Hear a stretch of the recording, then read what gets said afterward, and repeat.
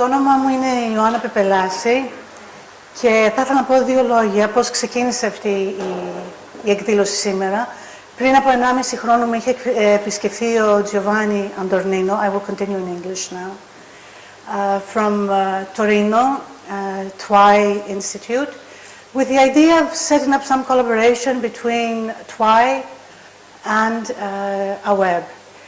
And it was quite a bumpy road because Giovanni is traveling to China all the time. I'm doing many things, but finally we are here today, and I feel very emotional about it and very passionate at the same time, and inspired that there are so many students here from the university, people from other institutions, academics, and aspiring businessmen. And I would like to thank from my heart the Athens Center of Entrepreneurship and Professor Apostolopoulos, who will now say a few words. Also, the people who are not here and who have helped. And above all, Konstantin Gatsios for embracing this initiative and the co-director of the Komfúkιος Institute. And of course, Vasilis Strigas, our ex-student, who has played a crucial networking role in all of this. So thank you for being here, and I would like to give the floor to Professor Apostolopoulos. Well, dear all, thank you for visiting us today. Let me welcome you with a few words about our university and the Athens Center for Entrepreneurship, which is our host today. Athens University of Economics and Business is a leader among the Greek higher education institutions of economics and business, based on the quality and excellence of its students and teaching staff. Further to its academic excellence, during the last 10 years, the Athens University of Economics and Business has put significant emphasis and effort in promoting, encouraging, and supporting entrepreneurship and innovation within the wider academic community. An important initiative in this direction is the Athens Center for Entrepreneurship and Innovation. We call it ACEin. It's our host today, which was established last year as the university's new incubation center. Following the practices of similar centers in leading universities in Western Europe, ACEin supports young entrepreneurs and researchers in implementing their innovative business ideas by offering mentoring, hosting, as well as education and consulting services. Under this objective, to support entrepreneurship, we hope we will have the opportunity to work with you and extend our network. We strongly believe that there are many paths of collaboration that we can explore, and we hope to find new partners in this endeavor, especially in the Mediterranean region. I would like to wish you a fruitful workshop, and we will be happy to host you again in the future.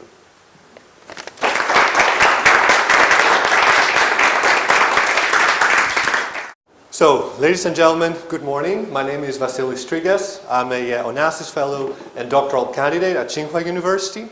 And I'm very privileged and honored to be here today at my old alma mater, the Athens University of Business and Economics, chairing this first event and hosting two atypical Italian intellectuals, Giovanni Andornino, a professor at University of Turin, and Massimo De Andres, the director and the manager of the Intensa San Paolo Research Center on the Mediterranean Economy.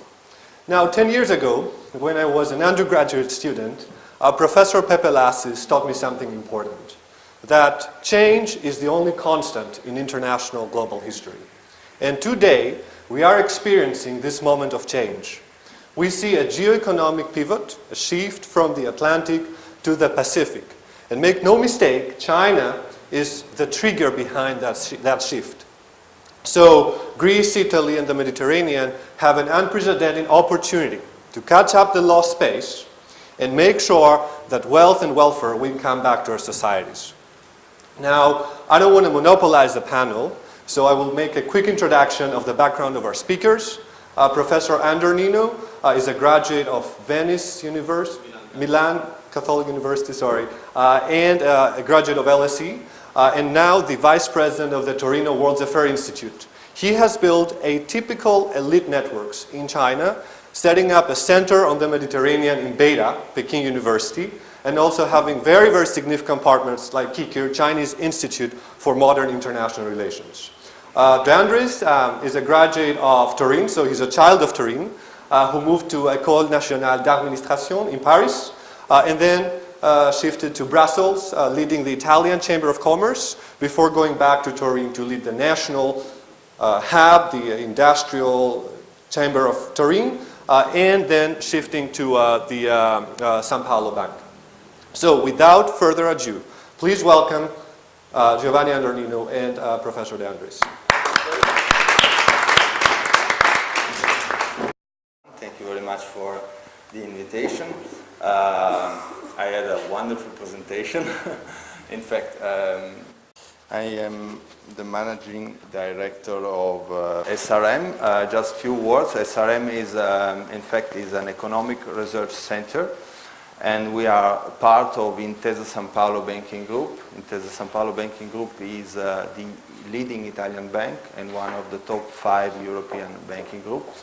We have 11, we as Intesa Sanpaolo Bank, we have 11 banks, subsidiary banks abroad, and most of these banks are between the Adriatic area, so the Balkans, and the South Mediterranean. We have a bank in Egypt, Alex Bank. We have a bank in Tunisia. We have subsidiary banks in Turkey and in Morocco. And so this is the reason why it's important for the bank having a research center who covers the, the economic situation of these countries, but especially looking at the relations between the economic relations between Italy and these countries, and especially from the angle of, from the perspective of the maritime economy. SRM, in fact, is based in Naples, so in the south of Italy. Naples is a maritime city with a very important port, with important shipping owners, and this is also the reason why we, both from the local point of view of the local economy in the southern Italian regions and from the perspective of the international role that my bank has, this is the reason why it's important for a bank having this kind of think tank, we can use this word. We cover especially, as I told you, the maritime economy, and I will make a presentation on the perspective on China engagement in the Euro-Mediterranean region. Just let me underline that we also especially cover the Italian regional economy, of course, because we work for a bank which is mostly Italian, so we cover, as the chairman already said, the industry, the clusters, the different district, industrial district clusters, the different regional economic problems that Italy has. Anyway, this is just to make a short presentation, a brief presentation of what SRM is. My presentation today on the growing role of China in the maritime economy is mostly focused on maritime cooperation and the growing role of China in the maritime trade flow, and I will cover these three points, main points: trade flows, ports, routes, and shipping industry, the impact of the new Suez Canal in east-west maritime trade routes, and the growing role of the Gulf in combination and in connection with this new Suez Canal, and some conclusion.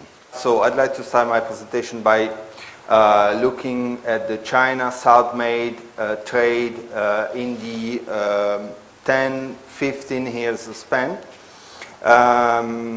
First of all, let me highlight, as you can see, the dramatic growth of the Chinese trade with the South Med countries, which passed from 5.1 billion euros in 2001 to 52.6 billion in 2015, and China is now the third largest trade partner of Southern Med countries, net of energy, so without considering oil, after United States and after Germany. And if we make the comparison between the Chinese trade performance and the ones of the others, most important countries, even though all the countries performed very well, China did better. You can see Italy is the black line, and it has a plus 81.2% in the 15 years span.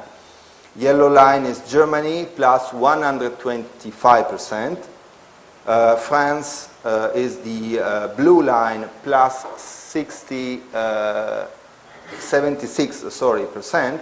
United States, the light blue line only, I would say, plus 53%, while China has doubled its figure each year since 2001. So we do not talk about 100, we talk about 1,000 over all the period.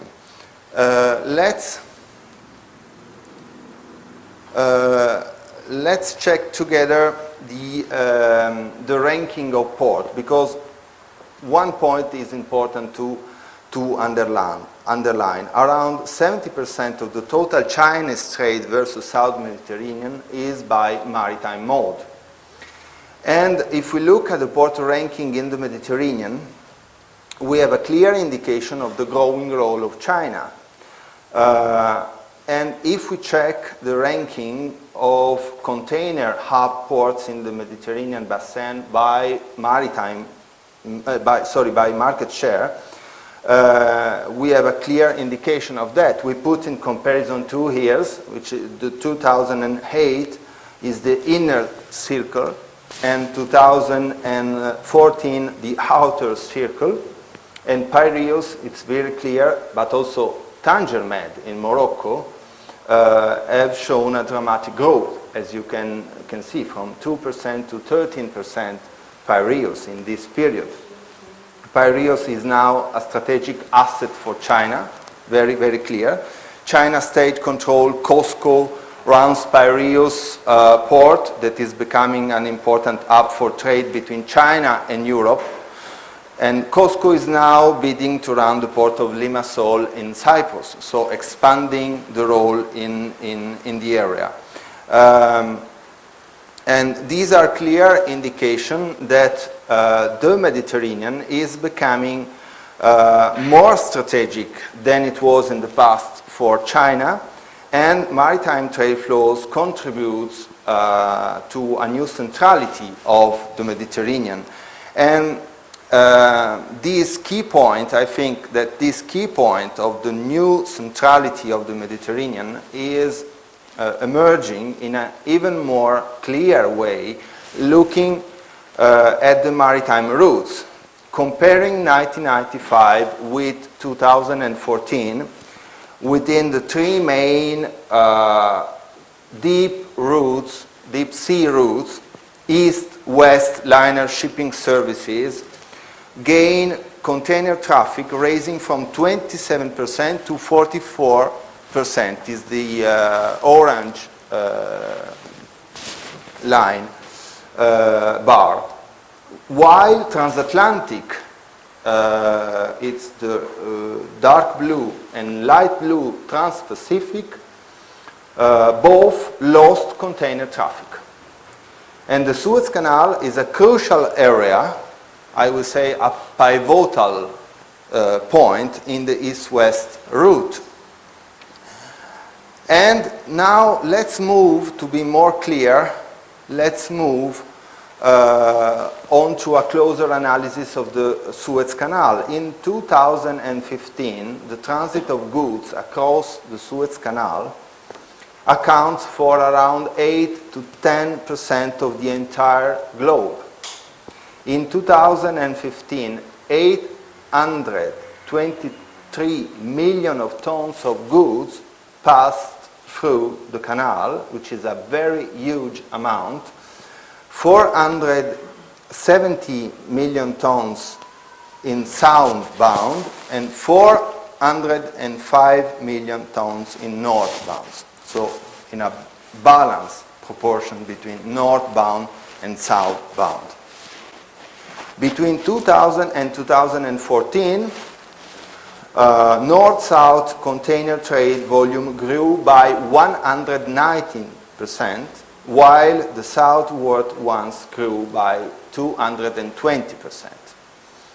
And these are the main reasons why the Egyptian authority decided in 2014 to double the Suez Canal, and they did it in just 1 year. In 12 months, the new canal is 72 kilometers long, 24 meters deep. The new canal, which has been opened, it was August, I think 6th of August of last year,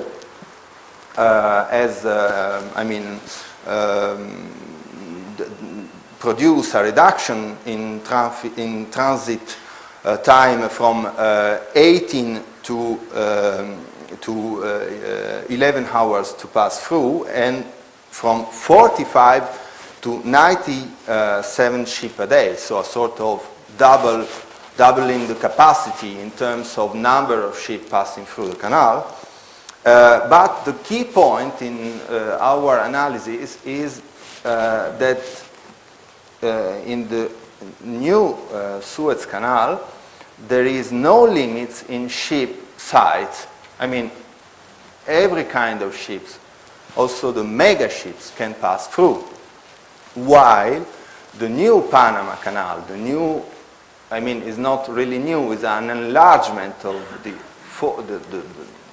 canal, of the Panama Canal, still have and still will have limits also in the future of around maximum 14,000 TEUs, so containers. The mega ship over than 14,000 containers will not able to pass through the Panama Canal, while will be able to pass, are really now able to pass through the Suez Canal.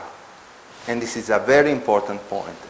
We can see the phenomenon of the ship size looking at the yellow line, because we can see an increasing number of goods. The yellow line is the number of goods passing through the canal, while the number of ships, which is the blue bar, is constant. So that means the same number of ships, but bigger, with bigger number of containers inside.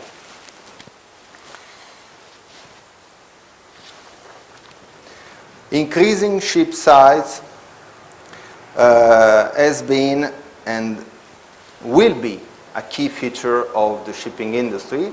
As you can see,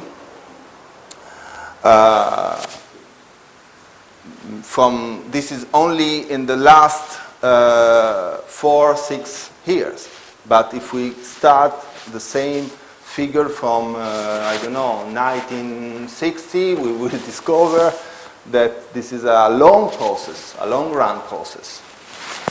And what is important, simply looking the confrontation between 2012 and 2015, the number of mega ships passed, now circulating, all across all the seas and oceans, passed from 12 to 22%.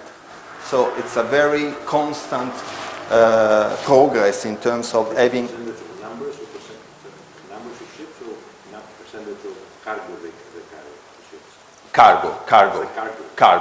Okay. Yes, simply the cargo ships, which are the indicators for trade flows.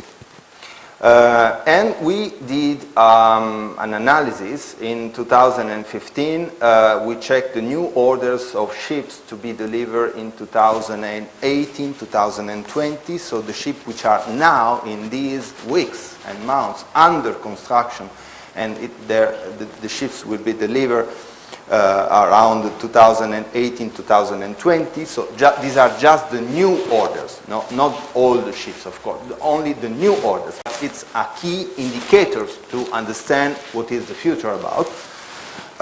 And you can see plus 44% of mega ships, plus 14% of big ships. Many of these middle big ships will not pass through Panama. And only plus 10% of ships under 13 to under 99 TEUs. Not only are we looking at the phenomenon of big ship size, but also the one of big carriers alliances, because a new big alliance between Chinese COSCO and China Shipping Company, which is called COSCOS, is expected to change the market. And this new giant will have around 7% of the global market share. But another alliance involving China is on the way. A mega alliance is being negotiated between French CMA, Chinese COSCOS, Evergreen, and other, and also from Singapore. And this new big alliance will have, in case, 36% of the entire global world shipping market share. So Chinese shipping carriers are key and global actors in shipping industry, and we have clear evidence of that. But coming back to the impact of the new Suez Canal on routes, benefits, and the Chinese role in the Mediterranean, we have made a comparison between Suez and Panama with an analysis on 4 important and strategic routes. And please check with me the 2 routes which are indicated: Hong Kong, New York, and Shanghai, New York. This is the comparison we made with the time passing through Suez before the opening of the new canal. And there was just 1 day of advantage passing from Panama instead of Suez for the Hong Kong, New York, and 4 days for the Shanghai, New York route. But with the phenomenon of mega ships, which will be forced to pass through the Suez Canal, and with the new Suez Canal, which has more facility to pass through, less time to pass through, etc., we expect a move from Panama to Suez, also for the routes between China to the west coast of the United States. This is a very important point because, of course, if there is, the trade between China and the Mediterranean or North Europe, in any case, have to pass through the Suez Canal. But the trade between China and the west coast of the United States had an alternative, and still has an alternative, but the Suez Canal is now also an alternative to join New York or to join the west coast of the United States. And this is one of the reasons why we can say that the Mediterranean could become more central in the maritime economy, and, by the way, thanks to the maritime economy in the geostrategic position. And there is another reason. There is another reason why this route via Suez is becoming more important. And this reason is the role of logistic hub or logistic bridge that the United Arab Emirates is playing in combination with the new Suez pivotal role. And Dubai port had a huge growth. It ranks now first in the Gulf region and is the number 9 at the world level. The Dubai port is the number 9 at the world level. The United Arab Emirates is the third country in the world after Hong Kong and Singapore for re-exporting, and China, as you can see, is a main area of re-exporting. So what I'm saying is that the Emirates are playing a sort of retro port. I don't know if it's correct in English. In French it would be retroport. So a sort of port who works in combination with the Suez route, because the Dubai port is already ready to host the mega ships, which is not the case of many other Mediterranean ports, both from the logistic point of view and for the deepening of the port. Let me conclude with a quick look at the Chinese top port performances. China top ports ended 101.4 million TEUs containers in 2015, equal to the 15% of the world market share, which is a very, very huge amount. And Shanghai is the number 1, is the first container port of the world with 36.4 million TEUs. And you can see, at least in the last 5 years now, we have a sort of slow crisis perhaps, but we will learn more about listening the other speakers. But in any case, we had an important goal. Let me just add one word on Panama.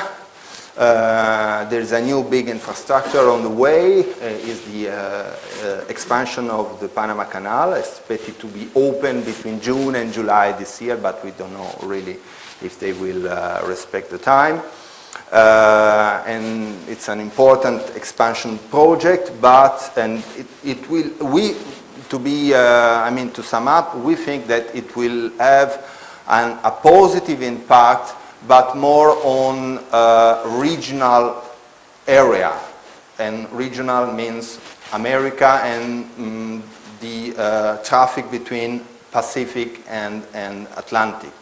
So both, for example, to enhance the traffic between the Pacific coast of Latin America and the Atlantic coast of Northern America. So it will have a huge impact, but more on regional than on global maritime traffic, because of the limits in terms of ability to host mega ships.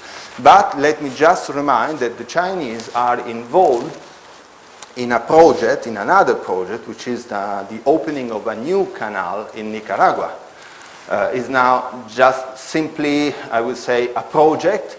It costs a lot of money.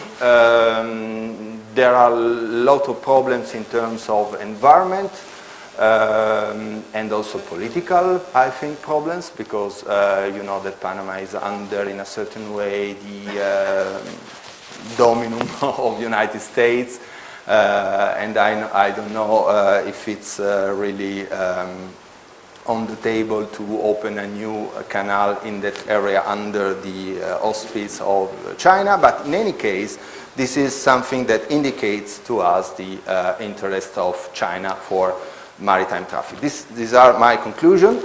To sum up, I think that ports and maritime angles are the key indicators to understand the growing role of China in the Mediterranean. I think that China have understood the geostrategic importance of the new Suez Canal, also for reaching west coast of the United States, and China has understood the emergence of the route I call the Med-Suez Gulf route, which is a deep path which will involve also the role of the Emirates, which is to look together with what is happening at Suez.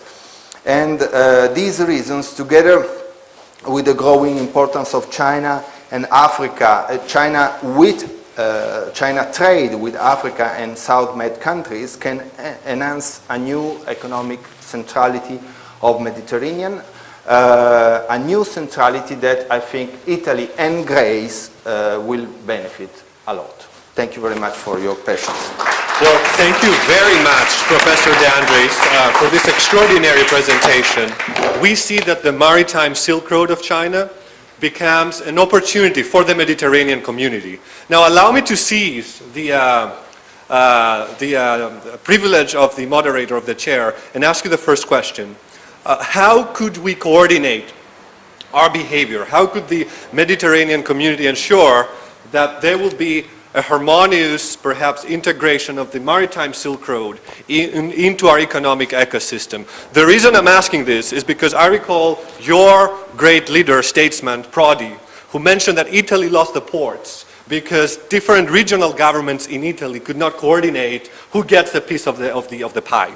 So how could we make sure that in the larger Mediterranean ecosystem there will be a coordination on infrastructure, question one, and two, very significant here, we are at the Center for Innovation, and I see a patent here. I don't know, it's the first time I see, I guess it's a patent of innovation. But how can we bring clustering into our economy? And how could we perhaps complement the maritime economy with a more innovative economy in other sectors? Thank you. Very, very important, but also difficult, not difficult question, but difficult to answer. First of all, I think that first of all, we have to understand this scenario. I mean, to metabolize this scenario, which is not the case, because perhaps it's the case to this community, but it's not the case at the top political level, both in national governments and in Europe, where the South Mediterranean is looked at a problem and not as a positive economic option. So we have to do a sort of proselytism in this way, because there is otherwise we will discover that the South Mediterranean is a geostrategic area when it will be too late to play a role as actors, both at the national level and at the European level. So first of all, thanks to this initiative, but we should be engaged, each one in involving more and more also the political level to this kind of analysis, to understand that what is happening is not just a sort of collection of different facts and figures, but is a strategic evolution. We are doing that in our job in Italy, and we are, I think, starting to succeed, but this thanks not to the fact that we are a research center, but thanks to the fact that we are a research center who works for an important economic actor. Right. So it's the bank who is playing the role of leading in a certain way also the government to this priority. And thanks to this fact in Italy, for example, you made a good reference to the bad situation of the Italian ports, but the government has already approved 2-3 weeks ago, I will not say approved because it was yet approved, it implemented the reform of ports with a sort of merger between ports with some key port authorities in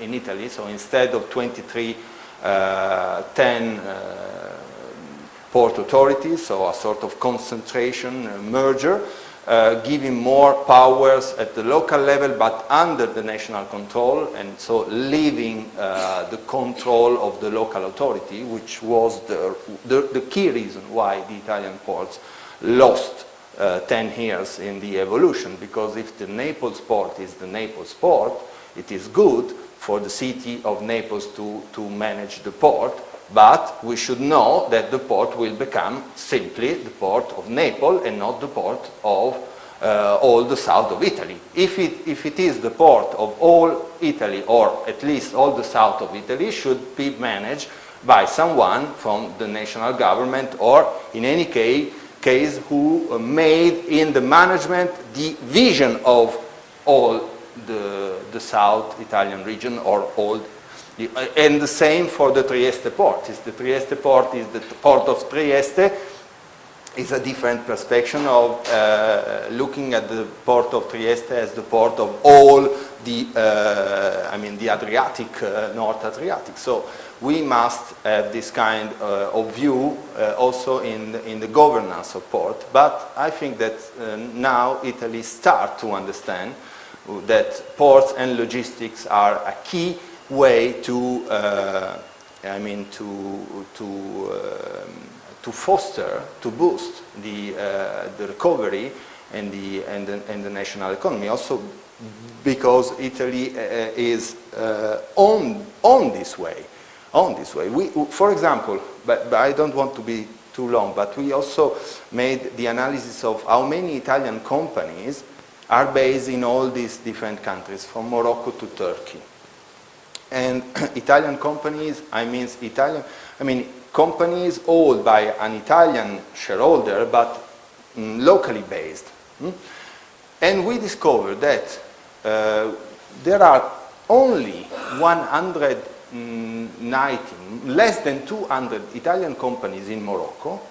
And as soon as we move from Morocco to Egypt or Turkey, we reach around 1,200 Italian companies in Egypt or Morocco or Tunisia. So the geography has, and if we look how many Spanish companies are based in Morocco or in Egypt, we see a sort of inverse proportion. So that means that there is, geography always play an important role. So for Italy, this route, the route via Suez and the Gulf, is a sort of important area of the... Great, and quickly on the innovative clustering, on the new technologies, can we complement the Silk Road with that? Of course, innovation is a key way also for all the maritime economy, because we sometimes think that the maritime economy is a sort of old style economy. It is not true. But at least for the Italian situation, what I know is that we absolutely should let the university to work together with the industry, which is not yet the case. It is the case for the Polytechnical School in Torino or Milano, because it's a Polytechnical school always working together with the industry. Is not the case of the Maritime Economy Department for the Naples University with the Naples Port, for example. I think this is a great point, and coming from China, this is how the Chinese works. In between Tsinghua University and Peking University, this is the innovative hub of China. And Li Keqiang, the Prime Minister of China, visits that area perhaps every year in a huge public diplomacy showcase to highlight the close partnership between academia, university, and industry. So I think this is the future. If we want to build innovation into the Silk Road, perhaps universities should get into the Silk Road and build the partnerships with the industry and with their Chinese associates. Now, I would like to open the floor, so feel free to engage and ask our distinguished speaker. Anyone? Please, Admiral Mazarakis. I would like to ask, in your impressive analysis, have you thought about some question marks that exist, namely, one, security along the routes from the strategic point of view, and second, the possible impact of the high north, new routes that are already opening due to the climatic changes? Thank you. Yes, thank you. We do not consider security problems. We discuss about if it was the case. It was the case to consider, but we are unable to consider because it's not our, sector of analysis. And so we decided to do not consider, so to be neutral from the security point of view, which also involves military, diplomacy, policy, etc. But coming back from the economic point of view, we decided also to do not consider that because if we look at the long run, for example, the growing trade of China but also of Italy and the other countries with the South Mediterranean, it was from 2001, my figure, to 2015. So from 2001 to 2015, we already passed. It is not only our days, we already passed moment of war, instability, growing, political bad situation, Israel, Palestine. It is not only in these, unfortunately, only in these days or months. So in a certain way, we can see, looking at the deep trends in the economy, that the growing role of the economy in the South Mediterranean is developing, notwithstanding the instability. So we do not consider that. But of course we know that security is a key point. Climate. I don't think that the northern route is a challenge. I don't think, because yes, the climate, yes, is now possible to pass through in some week in between July but I don't think it's really an alternative. As I don't think it is an alternative, the rail from Germany to China. I don't think it's an alternative to this kind of maritime traffic for many reasons, because there are borders, because there are bureaucratic problems, and we should not forget that the sea, in any case, is under international law, and the boat is under the national law, which is not the case of a train who is leaving Beijing to join I don't know, Berlin, passing through 10 different borders and national authorities. Any other question? Go ahead. It's your opportunity. But I'm ready also to answer after if they want to. So if you have any more personal questions, feel free to engage with the speaker directly. Okay? Thank you very much, Professor Boundaries. Thank you for your invitation.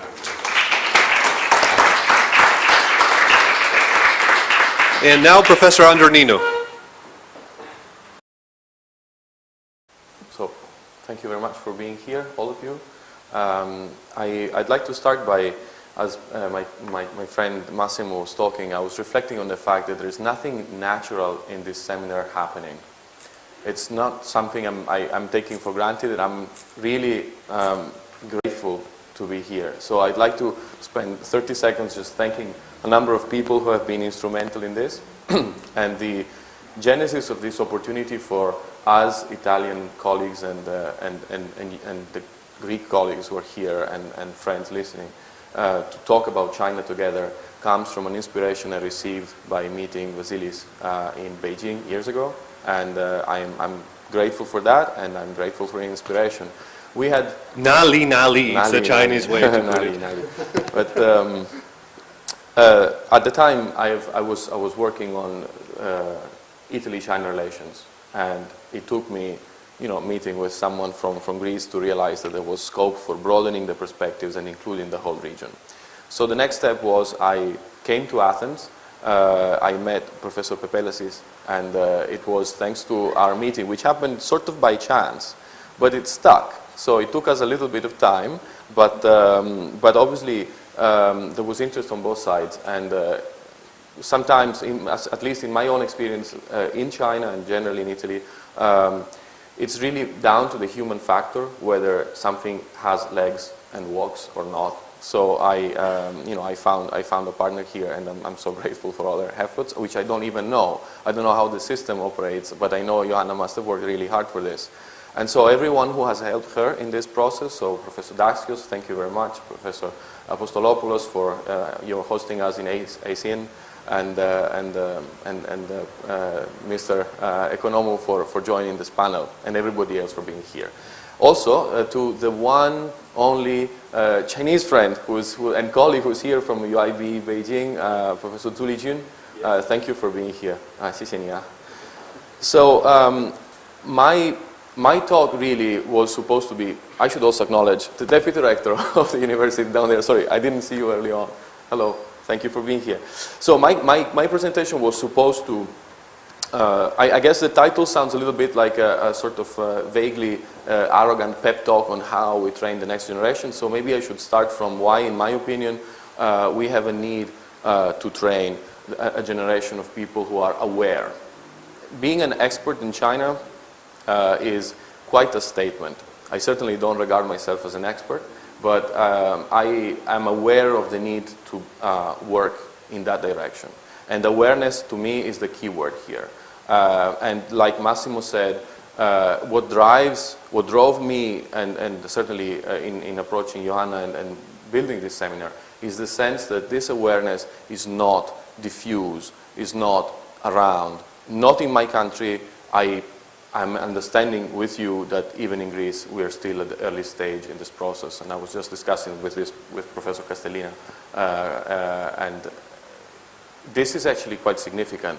We live in an age in which China is the second largest economy in the world. We all know that, but for a long time, and certainly in my country, people have been educated not to consider China.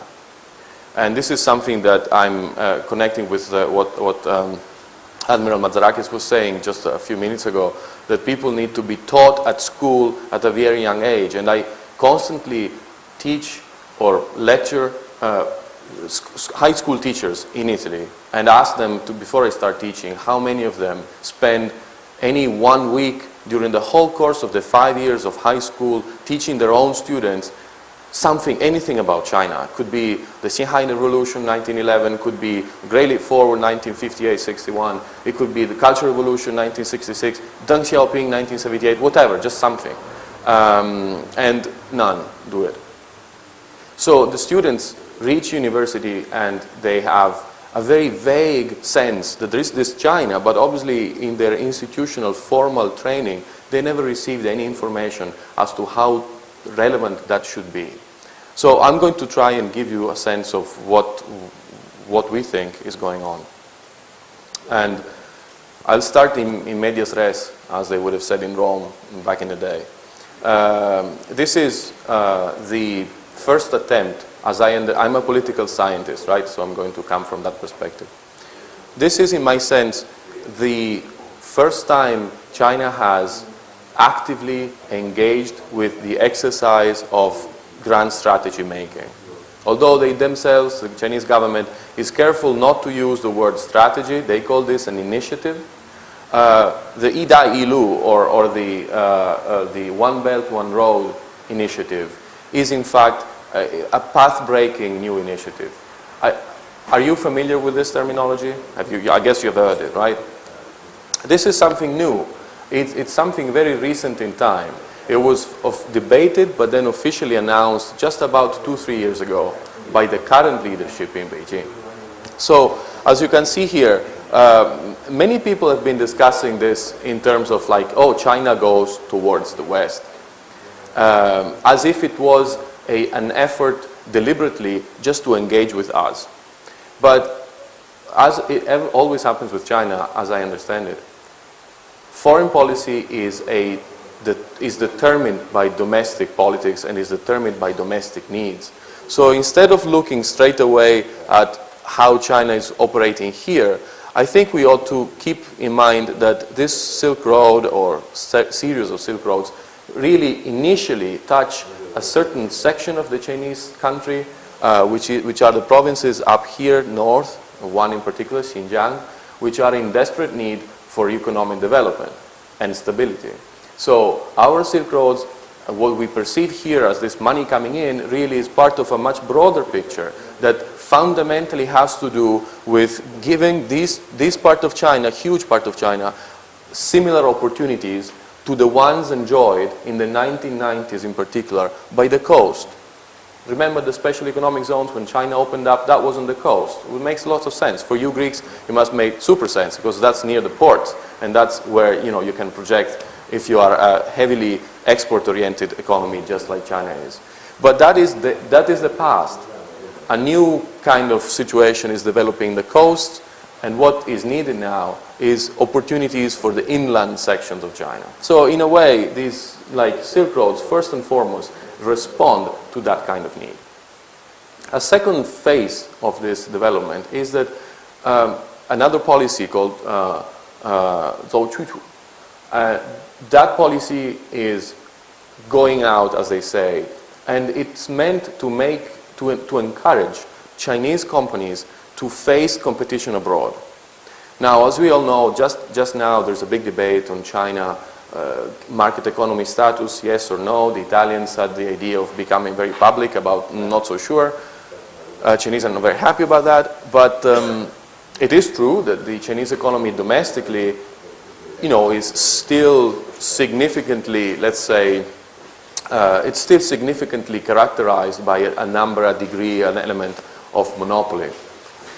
So what we're going to say is that forcing Chinese, especially state-owned enterprises, to face competition from abroad is a very healthy process in the road of reforms. And these companies, in order to become, and quickly, competitive, don't just need to compete on our markets. Sorry, let's say they initially operated in Africa, especially resource extraction, etc. But the really big prize is Europe. Not just because they want to buy bits and pieces, but because if you can withstand it, if you can hold your ground competing in this kind of environment, which is heavily regulated, sophisticated, etc., then you are a real global player.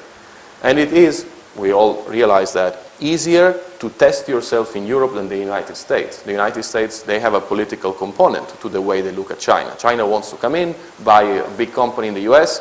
It goes through CFIUS, which is a process that is extremely political to ensure that the national interest of the US is, is protected.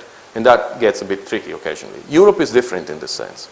Just last year, September, a very major Chinese corporation, ChemChina, came to Italy and finalized a huge deal with one of our oldest industries called Pirelli. It's well known for being the tire company, right? That's a 7 billion euro deal. It's a huge deal. About 4, let's say 5 of those come from China. And it's interesting. This is something, our government didn't quite catch. As I was reading the structure of the finance that allowed the company from China to buy Pirelli, I realized that some of the money, about $1 billion, came from a specific fund set up to support this kind of operations. You know the name? The Silk Road Fund.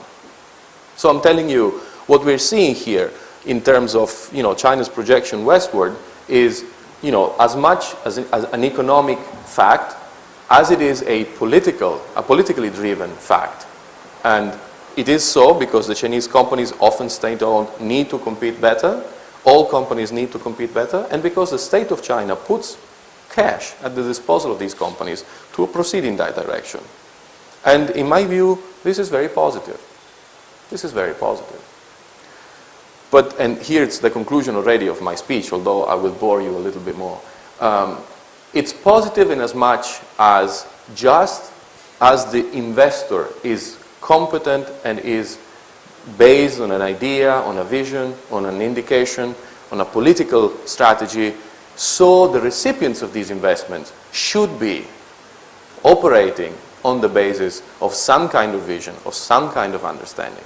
What concerns me as an academic and as a citizen of a Southern European country is that our countries have not historically been very fine-tuned on China, and therefore we risk a very asymmetrical relationship in which we have an active and strategic actor like China coming to our shores, and on the receiving end, countries that are operating based on little awareness, not much competence, and no plan. And that kind of relationship, generally speaking, will not serve the interest of the two parts in the same way. Now, in Italy, we have a venerable tradition of China studies, Hanxue, studies of sinology, of literature, of arts, which are fundamental and essential. At the same time, however, these kind of studies have somewhat crowded out contemporary China studies. And this is a bit worrisome. It's important to know Tang poetry, and it's beautiful. But it's also important to realize what's the content, for example, of the Zhongguomeng, of the China Dream, which, it's something that you need tools to decode in order to be yourself part of that dream, but as a subject, as an actor, and not as a bystander. So just two numbers for you.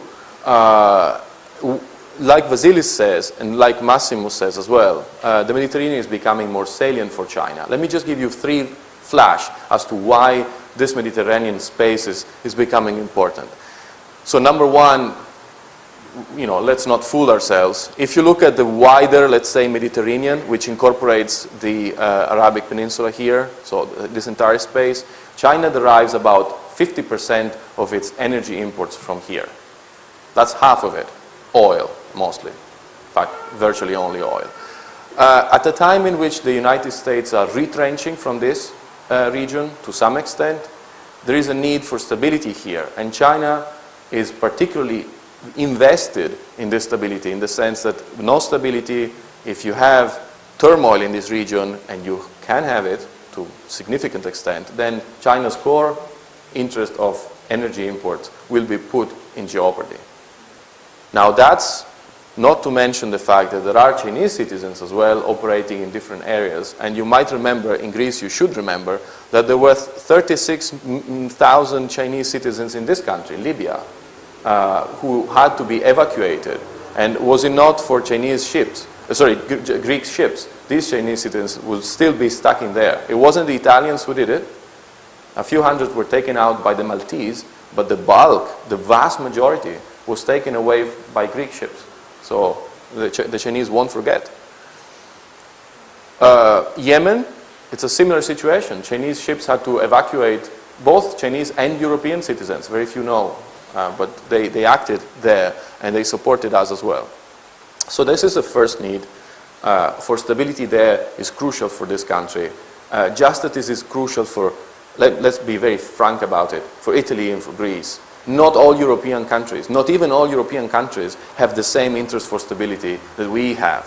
The Greeks and the Italians are online in this, and the Chinese also. But I'm not entirely sure that the Russians are playing the same game, or the French have been playing the same game. And this is not me just saying it. President Obama went on in an interview, which I do recommend you all read, on The Atlantic. That was yesterday. And he made this amazing claim, and he said, well, the French and the Brits forced me or persuaded me to intervene in Libya, and that was such a mess, and I'm so sorry he did it. The French and Nicolas Sarkozy was yes. The Brits concurred, and eventually he was dragged in, and he made a mistake. The Italians knew it was a mistake. Of course we knew, and the Greeks also knew, but we were too weak. Berlusconi was, looking around for young ladies, and it was used against us. But this is power politics, even within the Union. And I do work with the Chinese government at certain levels, and they came to me and they said, why did you go to war in Libya? And it took me some time to explain that the Europeans not necessarily see everything in the same way. Certainly we didn't see it in the same way as the French, but we were too weak to play our hand. So, a third point I'd like to highlight here is that the Chinese government does have a sense of how they want to be present in this region, because, as I said, they cannot afford to be out. and how they can play a role in stabilizing the region. It's a very interesting answer they give you. So how are you going to do it? Militarily? No way. The Chinese are never going to do that. Although they have just agreed the last very few months to open up a naval, let's say, hotspot. Wouldn't call it a naval base in Djibouti, following the Japanese example. This was a decision long in the works, but Djibouti is going to host the first overseas Chinese, let's put it this way, hotspot ever. The Americans have a base there, the Japanese have a base, the French have a base, and now the Chinese are going to have a base. This is the world changing before our eyes. No, they're not going to use the military in this sense, and they don't have political clout in the sense that they're not going to be choosing allies, as the Chinese tend not to do, perhaps very wisely. Chinese are really good friends with Iran, with Saudi Arabia and Israel, and it's very difficult to be friends with all of those at the same time and be able to operate any leverage. So how are they going? How are they planning to have a measure of influence in this region? And the answer they gave me was, we are going to encourage this region to trade with us more and build economic dependency on China, which can obviously have a political influence attached to it. The more you rely on me for trade, the more my concerns, my being China, will be kept into account when you make your decisions. So we're going to see an exuberant growth of trade for various reasons, including because this is crucial for China to have some kind of hold on this space. Could be better than what the West has done by dividing and divide et impera in this region, and also by using military force more often than it would have been warranted. Finally, the Chinese do have a problem with Islamic fundamentalism. Many of us ignore this, but it should not be ignored. The largest province of China, the northwestern part of China, Xinjiang, is inhabited by a majority of people, a minority population, but they are locally the majority, and they are prone to radicalization because they are Muslim in religion. However, and last two larger comments, the Chinese themselves don't have a concept for Mediterranean. They have a word, of course, Dizhonghai, but they don't have a concept. Politically speaking, they look at West Asia, Northern Africa, and Southern Europe separately. And part of the effort that we're doing with Vasilis, which we think it's fundamentally cultural, but it does have a political component, is even just to introduce the concept that the Mediterranean, as we see it, as the Italians and Greeks see it, is a whole. You can't separate it. And Massimo was showing it very properly by saying that our enterprise is invested, and whatever we're doing with Tunisia to support them is going to, as we are just now, the European Union lifted olive oil sales restrictions yesterday, and this could mean health for the economy in that country and stability and security for us. So it's a unified sphere. We have been working a lot. This is just one of the events we've done at Peking University to encourage this, and the reason why I'm proud that we opened the first Mediterranean Area Studies Center in Beijing is because there was nowhere in China any center doing Mediterranean work at all. Just didn't exist as an issue. So it's a beginning, and Vasilis, and I think I should acknowledge Lascaridis Foundation have been doing something similar in Tsinghua, which is the sister big city. Competitor of Beta. We are No. We have two presidents.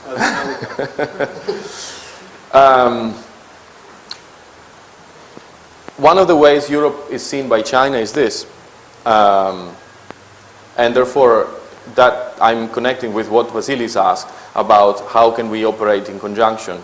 This is a map that Chinese scholars would show you when they're discussing the green countries. The green countries is an association of countries, 16 plus 1. Some are part of the European Union and some are not part of the European Union. And the Chinese government has built with these countries a specific forum, 16 plus 1, for the last 3 years in operation. Investment, funding for infrastructure, and all the rest. So Europe is segmented in China's eyes. And when I used to put this argument to our own political leaders in Rome or whatever, they would just say, yeah, this is ridiculous. Honestly, these days, can anybody look at Europe and think it's united? I don't think we can. So people are becoming a bit more, so maybe the Chinese saw it before it came. So Germany has a special relationship. Britain is looking for one. France is France. And then we have the Easterners, and then they have the South. And the South is not united in any way, although it could be, mostly because our country is, they don't like a photo opportunity with Greece, Spain, and Portugal. And it's such a ridiculous way of looking at politics, but that's it. That's my government, and I'm supposed to support it. My last point before I close with the conclusion is, you need to have societal foundations, not just competence for the sake of like elite high-level engagement with China. So you need to know what you're talking about before you engage China. No, we also have an issue, certainly we have in Italy, of widespread perception of China as an actor. You cannot build any Silk Road or any end point of a Silk Road unless the people of the countries that the Silk Road goes through understand and have a positive view of your country. And I'm telling you, Italy does not have a positive view of China. And people ignore this at their peril. We live in an age in which politics is dominated by populism. How much does it take for a populist force, and I know you know what I'm talking about, even in my country, to find an easy culprit for our own failures in reform, which we have, huge. But instead of saying it's our fault, we should have done reforms 25 years ago, we didn't do it, we don't want to pay the price, so the enemy is Brussels, the enemy is Germany, the enemy is China. Once we need a new one. Well, the Italians are predisposed in favor of this. Look at this. The number of Italians saying that China is regarded negatively is the third largest in the world. That was last year, 2 years ago, following from Japan and Vietnam, both of which had military wars against China. That's ridiculous. It is nonsense, nonsense. Why is this the case? The case is due to the fact that when China economic development took place, they traded with what they had. And what they had in the initial phase of their economic development was low-level, relatively not very value-added manufacture, which is what Italians had been doing forever. The Italians were always the Chinese of Europe. So I don't get it, why we find it so strange that they're like the way they are. But they came and they displaced our production. So lots of people who were comfortable in rent-seeking in their own little production now found themselves with an unbeatable competitor. You can't beat China on that level of production. You have to improve. And it's difficult, takes effort, and Italians are lazy people. So some of us made it and now became an elite production manufacturer, and the others just are looking for an easy culprit, and China is the ideal one. My conclusion is that with this kind of societal, sorry? Greece is much better, much better, much better. But with this kind of foundation of perception among the people, the risk we run, unless you have, I don't want to be elitist, but there's a relatively small number of people who take time, like you do, to listen to people like me, to study, learn, and myself learning as a job.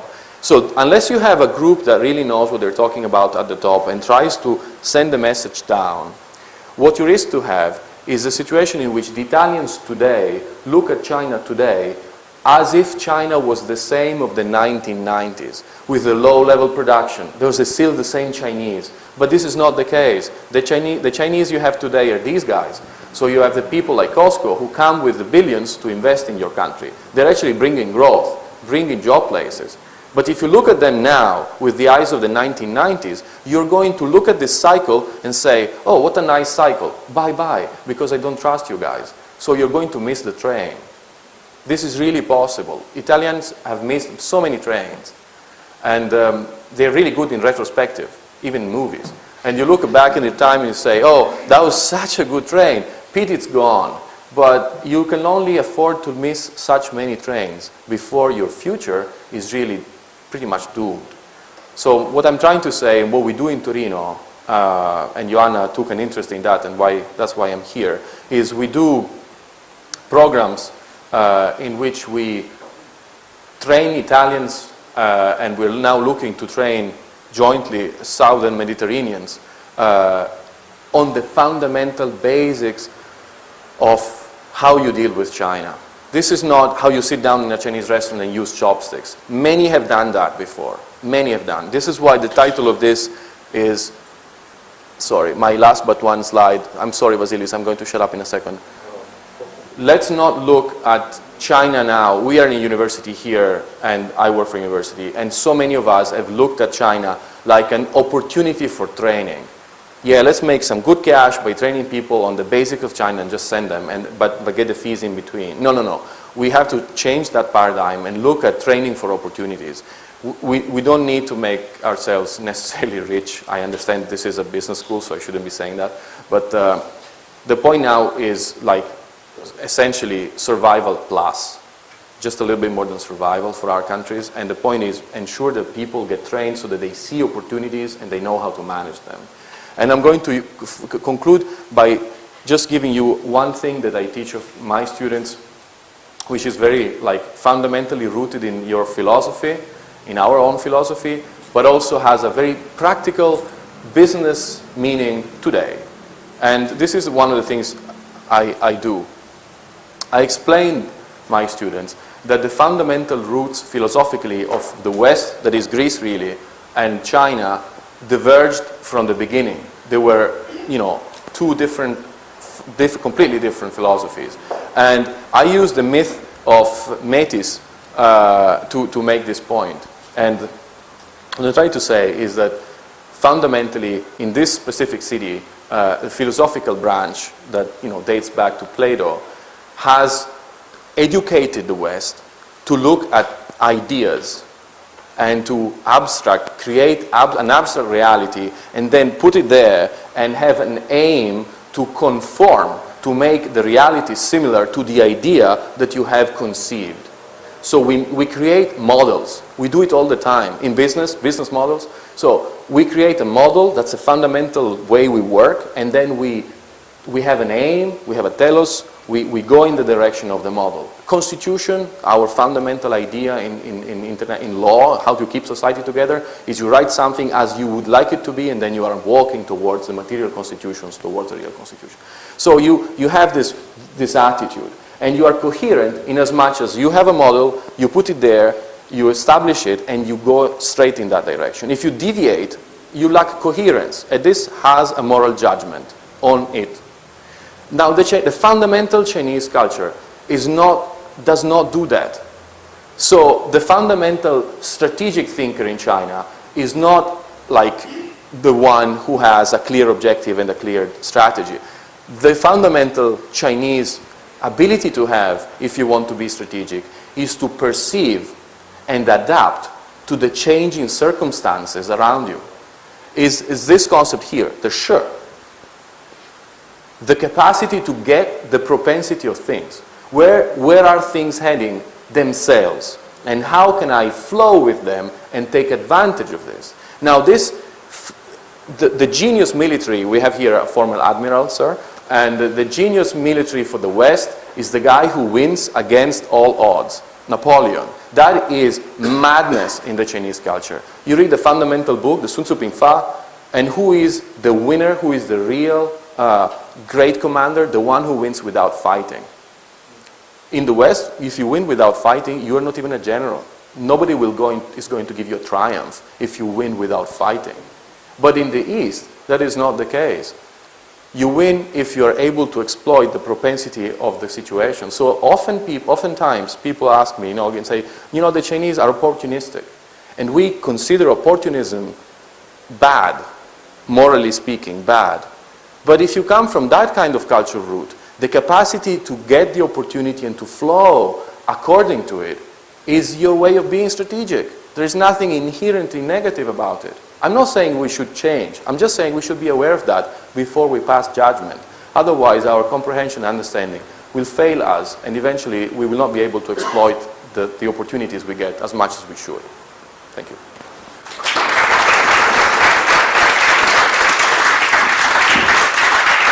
Well, rare are the men with a vision, and even rarer those who have advanced a strategic, pragmatic application of that vision.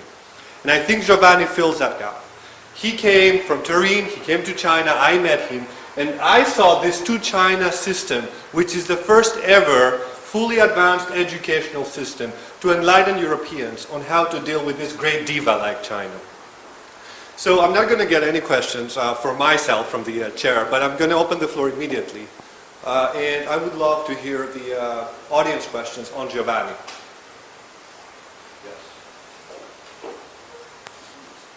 I would like to ask you, I was wondering if China really has a strong economic structure or she's afraid of India in terms of competitiveness.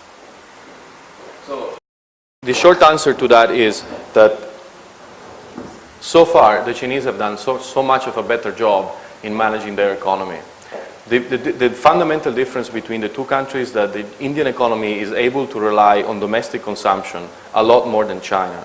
And that gives India greater stability, and it's China's crucial strategy for the future, enhancing domestic consumption. And we are quite some way away from that. So if the Chinese are successful in that, relying less on exports and investment and more domestic consumptions, they're going to have a chance to really establish themselves as an advanced economy. But when it comes to the, let's say, precursor to growth, like investment in infrastructure, which is what you do today to ensure growth tomorrow, there's no comparison. I mean, if you look at the way the Chinese have established a bullet train system in China, they every year build like a greater length in bullet train railways than the entire Indian bullet train railway system. So in that sense, I wouldn't say they feel pressured.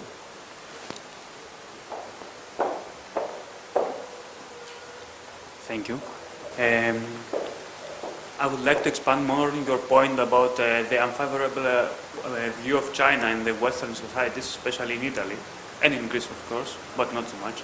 I was struck some years before when I read a book titled The Eastern Origins of the Western Civilization. Yes, Hobson. Yeah, and I was struck because it was totally different than what I had already been taught.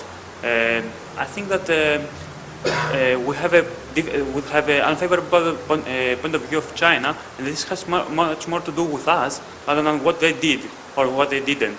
And I think that we have first to start from changing our Western perspective of seeing everything, from history to modern, to contemporary foreign affairs, and many areas that we see in a Western point of view.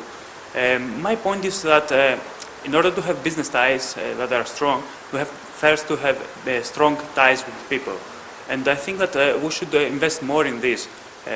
Germany has a very strong program of that they bring students, they bring entrepreneurs in China in order to make the Germans know about the Chinese. Yes. I think that we also have to do something similar, maybe through tourism, through cultural exchanges, and I think that these are some initiatives that Bill and other people have started here that they help very much in this direction. Yes. And I think that it has to be to this level, the low level. Yeah, I agree completely, every word. I'm just going to make two comments.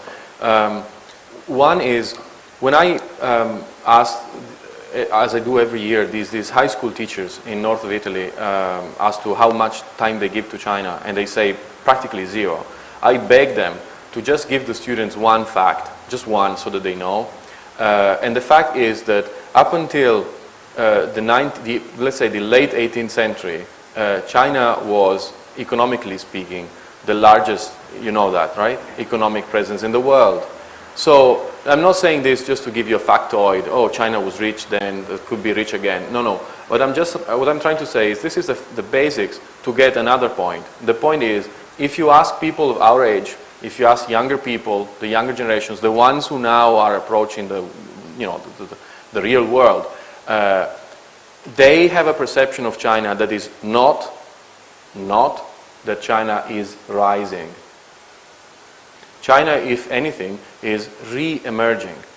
And I know it seems semantics, but it's not. In the world of international politics, if you're rising, it means that you're taking somebody else's place. But if you're re-emerging, it means that you're taking the place that used to be yours and now for some reason, for some time, no longer was. It's really two ways of seeing things completely opposite one to the other. In one way, you think China is usurping what was rightfully Westerner, And in the other way, China is simply taking back what was hers to begin with. And we need to be aware that the Chinese have this perception. And it's not, I'm not generalizing in the sense that, you know, who knows what Chinese really think. I'm telling you, we can know. Because you can open the books that are being used at schools in China, and the books are fundamentally containing knowledge and what is called, by official policy, patriotic education. The Chinese citizens are taught the elements of patriotism at school from age 6 onwards. So they've been receiving this kind of training since 1991. And it means that people now who are 25, they have completed their cycle of studies, have inbuilt pride and national, let's say, patriotic awareness to them. So unless we get tuned to that level, we fail. As to the German example, just one personal experience. I used to work with Germany, I still do, quite a lot. At the time when Germany was doing German-sponsored European programs. What I've seen happening with some dismay is that some of the foundations I used to work with are telling me we are changing our programs.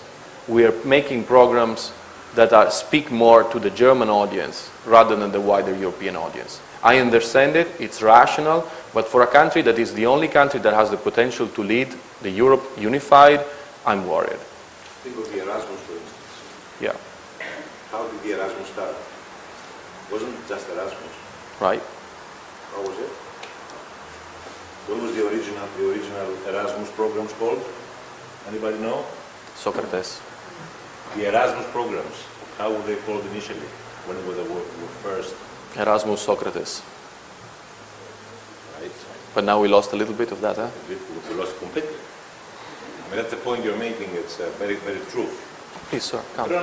That's a small comment. I think you're absolutely right in pointing out the importance for, especially for Southern Europe, developing close ties with China.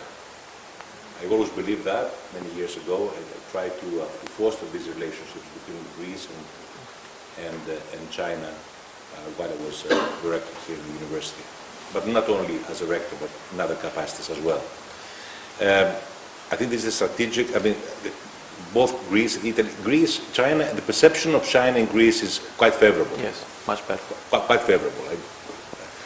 But overall, what is missing from countries like Italy and Greece, since you're Italian and Greek, is a perspective, a strategic perspective for the future. I think one big mistake we have made, you make a point which is very compelling, the fact that we, both you and us, try to find the roots of our problems, current problems, that they are somewhere else, not within us. In fact, if you don't realize that the problem is in your house, you never solve it. As simple as that. And if you, moreover, if you think that somebody else is responsible for your problem, then what you do without realizing is that you are handing over the responsibility for solving your problem to somebody else. So you lose not only dignity, but you lose your national, you're losing the independence that you should have in the ways that you should, create solutions to your problems. Somebody else will dictate to you the solution. That is the problem that both Greece and Italy have at the moment. Yes. Greece especially. Yes. Greece especially. But we are this far. Well, I don't know how far Italy is, but I can tell you Greece, this is the problem of Greece. Nothing else. It's in here. Okay? And the courage that one needs to accept one's responsibility for his own situation and solve it. That's it. Okay? Otherwise, you're just chasing ghosts. Anyhow, it is important that we develop close ties with China because the center, the international center of trade, commerce, business, economics is changing, is moving to the east. And either we follow the trend and we keep afloat, or we don't, and then we draw. That's it. It's as simple as that. Now, one thing I have spoken to many entrepreneurs, that are operating in China. One thing that China should do, we have to do a lot of things, by the way. I agree completely with you. And I think it's one problem that the university had in Greece, and maybe in Italy as well, is that now I have realized that some years ago, that they don't, how shall I say, they don't click with the economy. They don't become one with the economy. It's a different sphere. Okay? So the question how the university can help the Greek economy, the Greek society through relations with China is a question which does not exist. Yes. In the academia, Yes. doesn't exist to academics. What exists is the question, how am I going to publish a couple of more papers in good Western journals to get promoted? That's right. It's a very narrow way. That's not the university have not been made for that. No, no. Okay, that's not the role of the university. So you have to look again what the role of the university is. Okay, and what I'm telling now, it's a minority opinion. It's agree. not a majority. I agree.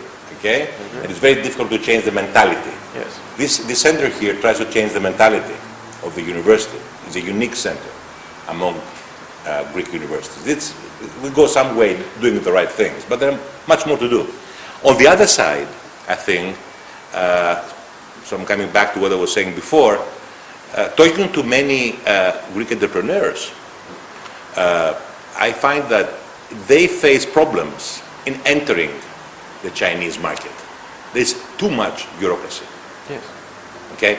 So in order to foster relations, it's not just coming China and buying, Costco buying the Piraeus port or Pirelli, it's not enough. No. In order to have bilateral trade, you need to open your market a bit more. Okay? For instance, let me give you an example. Take agricultural products. Okay? It is amazing the time it takes to go through the customs in China. Since you're talking with the Chinese, and perhaps we should have said that to Chinese, but we don't have as close as you do, they have to make themselves some effort to become real partners. Partnership means that I am easy in accommodating your supply as well. It's a huge market. Actually, now they turn into. I don't think they will be investing as much as they did before abroad, because now they are turning into developing their internal market. That's the policy of the new leadership. I think they're absolutely right, by the way. They are, yeah. They're absolutely right in doing that.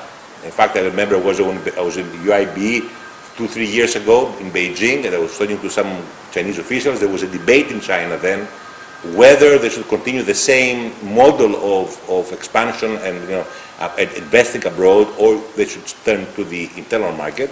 And I said that they should. My view was that they should turn to the internal market, not stopping investing abroad, but they do that. This is important because now they have a middle class which has been created. Yes. They have a middle class, and when I say 10% of Chinese people, do we realize what 10% mean in terms of a market? It's 10% of 1.2 billion. That's a huge market, 10%. And then these are people who want to have good, products coming from. But Chinese have to open their market a little bit more. But what we should do, I think we should create. That's a proposal. I'm not in a position to actually do that myself, or can help establishing it. But we should do what we can do is establish through this workshop a observatory. Let's say. Let's call it observatory. You can call it a research center. You can call it whatever you like. Between this university, your university, and the Chinese universities, a hub, so to speak, international hub, in which students, faculty, entrepreneurs will move. Okay? So that we create a bridge, which is both educational bridge, it's a cultural bridge, but it's also economic bridge. Yes. I have put that forward to the Chinese ambassador some years ago. Also, the Chinese have a problem. They move slow. They're slow. Yeah. Although I'm told that we are slow too. But they're slow too. Okay, we're all slow. They have this, this philosophy that you were explaining before. You were saying before. I should add that. They should add because they say how important it is to be lazy in a way, but not lazy as we mean here, just lying in the sun, right? No. Lazy meaning let the flower flourish, right? Don't be, you know that, the whole philosophical view. Yeah. So it takes them time to realize that he should move. The Western time is different than the Chinese time. It's completely different, okay? But we should do that. We should now, Ioanna, the leadership of the universities here, ACEin, you, Chinese friends all over, will create a center of this kind and try to bring China closer to the Mediterranean and Mediterranean closer to China. That's my view, and I enjoyed very much your talk. Thank you, Both sir. of you. Thank you very much. Thank you.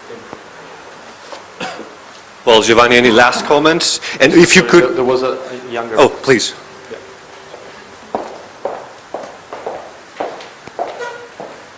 Thanks very much.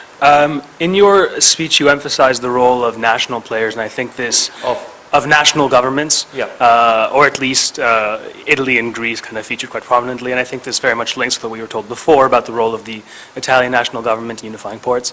But I can't help in my Western way of having an ideal, and that ideal is a unified Europe, and so I'm interested to see what you think the European value add can be. You mentioned before the pitfalls of the U.S. approach with, from what I understand, are these like lengthy testimonies in front of Congress if you want to make a big investment, which has, from what I understand, like serious consequences. There was this one case where I think Chevron saved like $1 billion buying a company that otherwise would have gone to a Chinese competitor for much more. Yes. And so how can we create a European response that doesn't just mimic the US one in this protectionist kind of nationalist way? Well, thank you. I think a significant part of any answer to that question impinges on the decision that the British will make a few months from now on their own referendum. The influence that British business culture and its fundamental financial interests have in shaping the direction of continental, the EU foreign policy, and in particular the only policy that matters, trade and investment, is huge. So we have to brace for all sorts of consequences from that vote. If we stick to the traditional, like Commissioner Maelstrom style, free market and global value chain kind of approach, then there will be one answer to your question as to what we can do. But if instead, for some reason, we resume a more French-oriented, I'm simplifying, but I'm sure you can see what I'm trying to say, continental approach, then the answer to the question will be much different. Actually, in the second case, we're going to see, we're likely to see, a much more perceivable and strong European set of interests that may make us similar to the United States in some ways. The French are much more concerned about the way the investments are made. Others are much more laissez-faire. It's always been the case. So I'm not myself quite sure as to what I prefer. I've always considered the British a stabilizing force in certain sense in Europe, but the Italians in this sense have their own perception. We are one of the very few countries that preserves the entire production chain within our shores in significant ways. The Germans would be the others, but the Northerners, for example, they rely on global value chains. So our interests are, unless you look at them sector by sector, are misaligned. So it's very difficult to give an answer, European answer, that makes everybody happy. Decisions have to be made. Can I tell you something? Looking at the Greek experience, the way decisions are made in Europe at the moment relies excessively on non-elected individuals who are making decisions. And as a citizen, I consider this problematic. I don't trust elites when they are not responsive to anyone. I'd also like to add a second point. In my view, at any negotiating table, the upper hand is held by those who know what they're talking about. And to be honest, we don't. Sometimes in Southern Europe, we are just trying to negotiate with one hand tied behind our back. Very often our diplomats go to Brussels and they have to be, omnologists. They have to know everything because there's only one official that does everything. And the Germans have 20, or the British have 14. And that's very difficult then to hold your ground. That's even more difficult if then you have to negotiate whatever you do, let's say, in Brussels with a public opinion that is ruefully ignorant of what's going on. And if China, which is the thing of our time, is ignored by our own citizens, then what are we talking about? So, I very much second what was just being said. And I would also only add that the Chinese, professor is right, have a similar problem. There are Chinese students in some of the best universities in China, UIB or Beihai or others, that study Italian, for example, and recently also Greek. Relatively recently, I heard that Prime Minister Li Keqiang wasn't very happy about the lack of translators for his trip to Greece.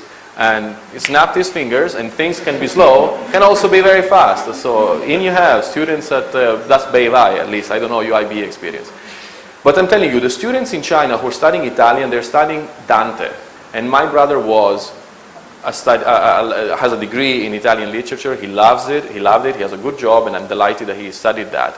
But I have to say, we can only afford so many people that have an exclusively humanistic education. That's the structure of our culture and life. But when it comes to business, you have to know some degree of contemporary stuff, some degree of contemporary law, business strategy, management techniques. You have to.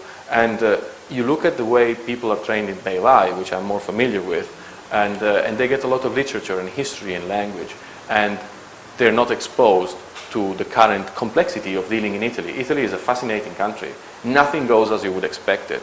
You never get bored, but you also find it difficult to get anything done unless you know the system. And Italians spend the entire life getting to know the system. We do a part-time job, and for the rest of our time we try to operate in Italy.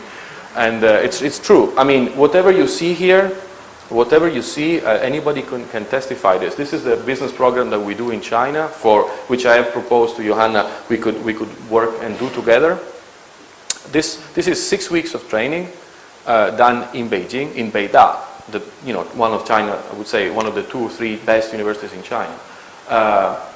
Italian professors go to China and they train people who have zero knowledge or limited knowledge of marketing and economics into how you apply that knowledge and increase it in China. And I'm telling you, at the end of the first week, I received phone calls for years. Students wanted to come home. It's too hard. Because people just go out, have a party in the night, and they have to work in the day. China is complex to operate, and they burn out in 3-4 days. And that's part of the experience. China is not for 100 meters runners. China is, and the Greeks get it, is for marathon people. You have to have that attitude. You are in for the long term, or you shouldn't go there. Yes, that's true. And that's all you need to know. And in 6 weeks, one by one, all of these points are structured and understood.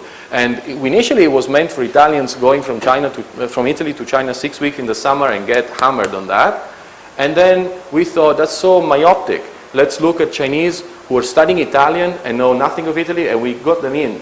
And now we're looking at the next step, which is the final step, would be to have, in my desires, a couple of or few Greek colleagues and friends and students and Spaniards and maybe Cypriots, and make it the real way that we can train the software for the Silk Road. Otherwise, you only have the hardware to the Silk Road. And one last point.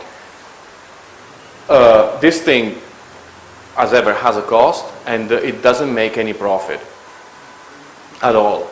And the reason why it doesn't make any profit is that we cannot afford to hire exclusively people who can afford to pay high fees. That's the Anglo-Saxon model. I don't believe in it.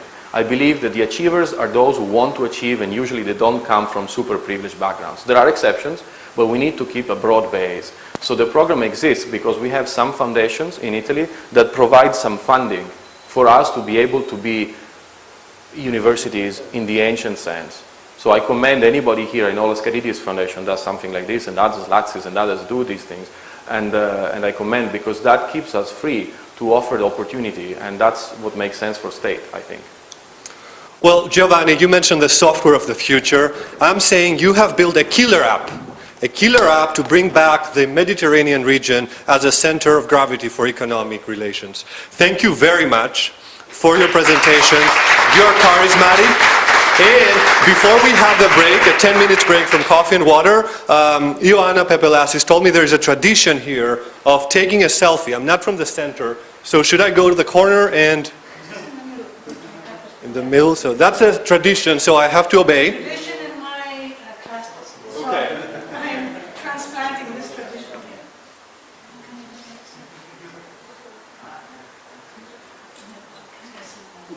Good. Thank you very much. Thank you.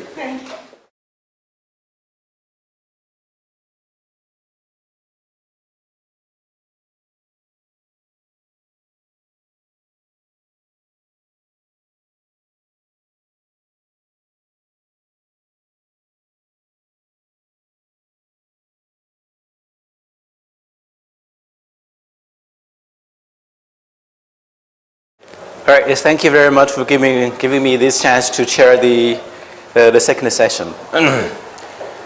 First, I want to say what a coincidence that today I have a friend from Tsinghua University. You know, why do I mention this? Because of my son. My son graduated from Beijing University, from Beida, and I got my PhD from Tsinghua University. So what a coincidence, what a coincidence. Now my son is at Stanford University doing PhD in geology, my son. Now next I want to say is, okay, before I give you the recommendation, okay. I was really moved by your speech, and I think people are getting more and more interested in China's economy, China's situation, and some of the viewpoints are really appreciated. Just now, Mr. Gachos mentioned some very good points. Professor Gachos, I appreciate it very much. Just now, all your talks remind me that I would like to organize a seminar, a forum, kind of forum next year. Next year, I will report this to my university and the Chinese Ministry of Education. We will try to organize a meeting, say, my university and this university, AUEB, UIBE, and your university. Okay, this is my idea. Okay, next speaker is Mr. George Economou. I'm sorry, I have to read this. Okay. Mr. Economou is a lawyer with over 40 years practice experience. George is an English barrister and advocate of the Supreme Court of Greece. Until recently, he was also an advocate of the Supreme Court of Cyprus. Yes. George has extensive experience of all aspects of shipping and ship finance, both as counsel and as an expert witness in England on Greek law and in Greece on English and Cyprus law, and in arbitration in both England and Greece. He has served on the board of various companies with cross-border involvements, and his expertise in international company law, tax planning, corporate structuring, wealth management, and trusts is second to none. Yeah. Clients include banks, financial institutions, and high net worth individuals worldwide.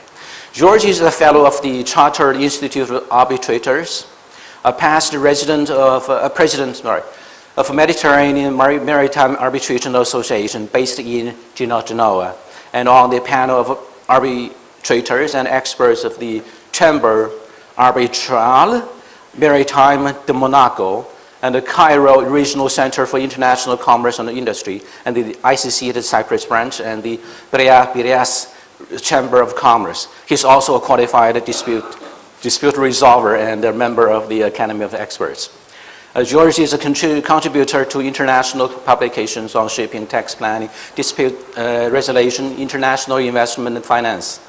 He is also a member of IBA, the IFA and ITPA, the Hellenic Association for Maritime Law, the Hellenic Association for European Law, the Greek Association for Insurance Law, the Hellenic Association for Tax Law, and the Fellow of the Center for International Legal Studies. George is also a speaker at a lot of international gatherings. So next, let's welcome Mr. George Economou to give us a speech.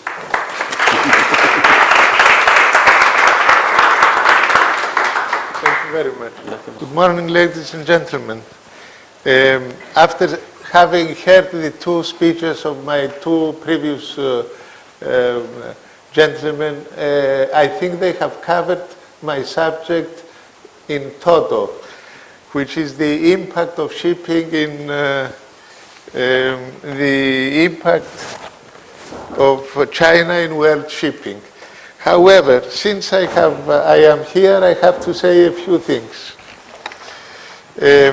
China, in the last 30 years, has been the recipient and user of raw materials in an unprecedented way.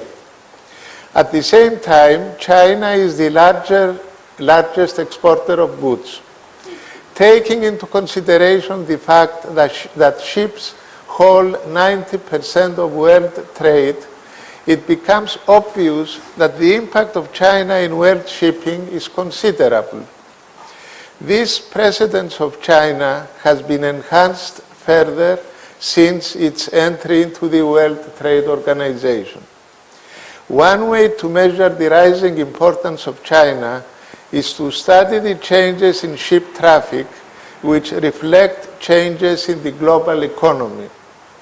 The Atlantic Ocean's share of global traffic dropped from nearly 40% in 1992 to 32% in 2012, and the Pacific's share rose from 35% to 39%. Shipbuilders, container lines, and port operators feasted on China's rise and the global resources boom. Ever since China's entry into the World Trade Organization, its shipbuilding industry has kept growing until recently. Since the 90s, the number of ships constructed in China has been increasing, making China one of the shipbuilding centers in the world. In 2014, nearly 40 million deadweight of ships were built and 60 million deadweight of new vessels was ordered. Ships for export accounted for 85% of finished ships and 93% of newly ordered ships. In 2011, export value reached its historical high of US dollars 44 billion, and since then it has kept dropping with a decline of over 10% in 2012 and 25% in 2013 as a result of the international financial crisis. The rising importance of China as a world power, and especially as a power which would sooner or later challenge the preeminence of the United States in world trade, prompted the United States to shift its primary interests from the Middle East to the Far East by disengaging from the Middle East and by promoting the Trans-Pacific Partnership, the TPP, a massive free trade agreement including 12 nations but excluding China. As a counter, China promotes the free trade area of the Asia-Pacific, a less sweeping agreement. However, the real answer of China to the TPP is the new Silk Road strategy, a sprawling set of trade and infrastructure agreements proposed by President Xi Jinping, which aims to foster free trade with China's neighbors and trade partners to the west and southwest, and thus increasing its soft power. In March 2015, China released a blueprint for what it calls the Silk Road Economic Belt and the 21st Century Maritime Silk Road, often shortened to One Belt, One Road. Its aim is to make China a principal economic and diplomatic force in Eurasian integration. It aims for increased diplomatic cooperation, standardized and linked trade facilities, free trade zones and other trade facilitation policies, financial integration, and people-to-people cultural education programs throughout nations. The Chinese see this as a project to integrate Eurasia and focus on economic growth. It could be paraphrased as China's great leap outward. The action plan potentially involves an area that covers 55% of world gross national product, 70% of global population, and 75% of known energy resources. The Silk Road strategy is a far better fit for China than the free trade area of the Asia Pacific, because it has no standards such as market liberalization, except for a vague idea of mutual interest and mutual respect. The American TPP seeks to reduce the roles of governments in market operations and to restrict the importance of state-owned enterprises in the economies of its members. The Silk Road Plan, in contrast, relies on top-level government coordination and would enhance the power of large state-owned enterprises and governments. The Silk Road strategy aims to facilitate large-scale infrastructure constructions, energy sale and transport, and relocation of manufacturing industries. This strategy is much better suited to an authoritarian regime like China. The real player for influence over global trade is China's new Silk Road strategy. China is attempting the revival of the famous Silk Road, which was considered the most important commercial network since classical times, and played a pivotal role in developing the relations between China and the West. The name Silk Road was coined at the end of the 19th century by the German geologist Ferdinand von Richthofen. The steady and permanent commercial relationship of Imperial China with Europe continued for more than 2,000 years. The initiative's current priority is infrastructure connectivity. Towards that end, China has proceeded with the establishment of the Asian Infrastructure Investment Bank and set up a 14 billion Silk Road Fund. Generally, the overland belt, comprising roads, rail links, energy pipelines, and telecommunication ties, aims to link China, Central Asia, the Middle East, Europe, and Russia. The maritime road will sail from China's coasts through the South China Sea, the Indian Ocean, the Red Sea, and the Mediterranean. China's leaders calculate that the programs will touch 4.4 billion people in more than 65 countries, and that the annual trade with participant nations could climb to 2.5 trillion within a decade. It is considered the most significant and far-reaching project the nation has ever put forward. The One Belt, One Road strategy advances a number of China's domestic goals of rational rejuvenation. First, it is bolstering the Chinese economy by providing an outlet for excess industrial capacity. Plans that channel investment-led growth beyond China will be the key to cool an overheated domestic infrastructure sector without creating massive unemployment. Securing energy deals will help ensure unimpeded supplies as China's energy demand continues to rise. One Belt, One Road serves foreign policy goals. The plans will expand China's ties to other countries and build support for a reshaped international system that puts China in the center of world power.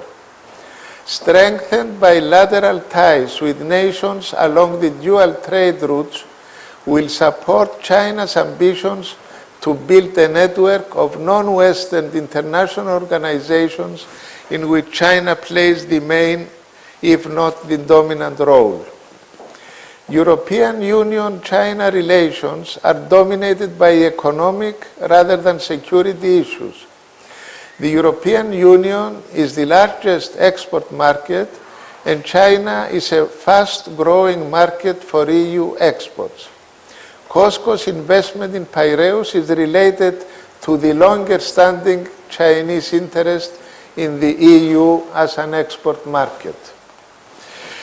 Greece constitutes the most eastern of the West and can thus be seen as a starting point for the continuation and expansion of Beijing's presence in the old continent. Through Greece, China will connect with Central and Eastern European countries. It is evident that China, through COSCO, is planning to turn Piraeus into a significant nub for transshipment in the Mediterranean and major distribution center for Central, East and Southeast Europe, including this Black Sea region. The Black Sea region. Piraeus is currently the world's fastest growing container port. For the EU, the economic significance of COSCO's investment in Piraeus is twofold. First, it benefits the Greek economy and thus contributes indirectly to a more stable relationship between Greece and the rest of the EU. The activities of the Piraeus container terminal contribute to a recovery of the Greek economy since they greatly strengthen the hub function of the port of Piraeus. Moreover, the Piraeus container terminal provides the Greek state with additional revenue. Now, with COSCO becoming the concession holder of the entire container terminal at Piraeus, increases its foreign direct investment in Greece, and it is anticipated that this will generate interest in attracting investors. In addition to the potential for cooperation with Europe, we should not lose sight of the fact that the Mediterranean connects almost 500 million people and contains enormous potential in human capital and natural resources. The new Silk Road offers an opportunity to advance cooperation with the developing North Africa, increase the economic efficiency of the region, and revitalize economic and social conditions. As it has been explained, the new Silk Road strategy is the blueprint to turn China into a principal economic and diplomatic force in world affairs. This strategy is clearly non-aggressive, as it depends on mutual interest and mutual respect between states. It does not require a reduction of the role of governments, and therefore does not base cooperation on free markets or laissez-faire economies. This way, politics are separated from the economy and diplomacy and do not foster confrontations. By developing the new Silk Road strategy, the dangers of a future confrontation between the existing superpower and the emerging superpower are diminishing, in that China need not seek allies against the United States so long as it can develop its trade and business. The way to foster Sino-American mutual trust is to find areas for cooperation, and the new Silk Road strategy moves this way. By viewing the implementation of the policies of the new Silk Road, strategic mistrust of a rising China in the United States and in Europe should decline, and at the same time, the hopes of Chinese people for a more prominent role in the world will be satisfied without needing to challenge or confront the existing power. The real challenge of the superpowers is to find common interests and to avoid red lines. Thank you.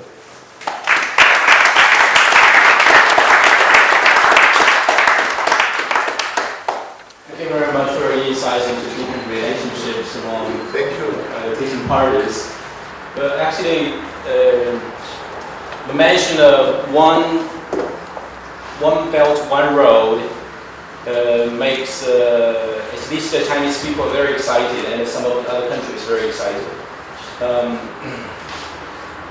As far as I know, the one belt, one road, the strategy serves the purpose of investment along in the countries along the belt, along the road, and to achieve mutual benefit. That's the purpose. But it seems that, I don't know, actually I'm a layman of this field. Anyway, it was challenged by some other organizations and actually distributed by some scholars. But anyway, our President Xi Jinping has made up his mind, actually the government has made up its mind to carry out this policy. As a layman, I don't want to make any more comment about this, so the time will belong to anybody. Please. Well, it is true. Thank you, George, for your exceptional commentary. It is true that there is bureaucratic competition within the Chinese government about the potential of the Silk Road. The overarching strategy is that, as you mentioned, if China moves west, the conflict between the rising power and the status quo power, what people call Thucydides trap, US and China, will never occur, or at least it will be softened, right? Now, my question has to do with the AIB. Britain was the pillar of the US security system and NATO system, joined the AIB first, and it made huge impact on the soft power of China. However, Greece does not have the money of the initial capital to join the AIB. Now, as a lawyer, as a man who has these extensive networks in business, how can we resolve that issue? How can we make sure that Greece will be one of the countries in the next year to join the AIB? Thank you. To join? The Asian Infrastructure Investment Bank. Yes. I don't think it has to join it in case to benefit from the one belt, one road. It's not going to join in the next, very soon, let's say, because it cannot. Because of the money. Because of the money. But how can we raise that money? That's what he's asking. We cannot. We cannot with this government. We could, but we can't. But we can't. Yes. That's why I said with this government. Not diplomatically, we could, but we can't at the moment. Yes. That's the best thing. That is the best thing.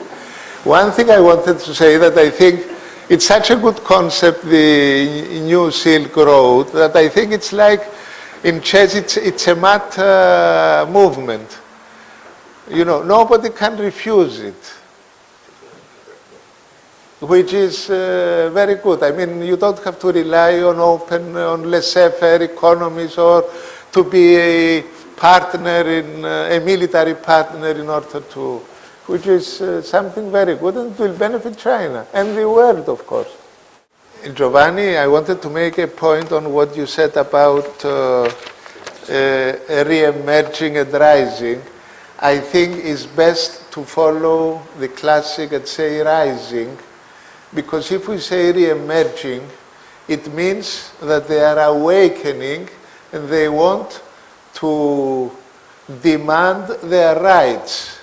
Whereas if they are rising step by step, normally. And I think this is for me, this is the best way to say it. Of course, what you say, I think, is what the Chinese feel. I remember something about Deng Xiaoping saying that do not alert Europe, or, until we are strong enough. Please. Two very simple questions. Yes. Why not more Greek-Chinese cooperation in shipbuilding, but based in the Mediterranean? Why not more? The second question, why not more military bases in the Mediterranean? I would feel more comfortable if I were an investor. And I do not believe that it's a good idea for China to proclaim and say, we're not aggressive, we don't provoke military, etc., etc. Two Why? I think the first question about why not building in Piraeus the Chinese ships here, I think there is some talk about this.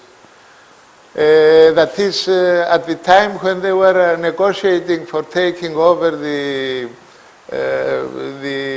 port, that they were saying that they may develop in due course shipbuilding facilities. Then we have railways, and at the same time we do the shipyard. Yes. Not so much to build. No, but all yes, that's why I said, yes, very it's some sort of shipping. Yes. It's something like now the Chinese, and something that we could do. The Chinese now, they use a lot, most of their cases now, arbitration cases, they go to London. Because London went after them, and they persuaded them to go to London. I have been trying to do this for Greece, and nobody listens. Because we could bring them here now with Costco and everything. There is an agreement also between the Piraeus Arbitration Association and China, but our law needs to change, unfortunately, and nobody proposes this thing. Because this doesn't bring immediate. It doesn't bring votes. So anything that doesn't bring votes immediately is not of interest. True. Yeah. And the other point was that Why not more military bases?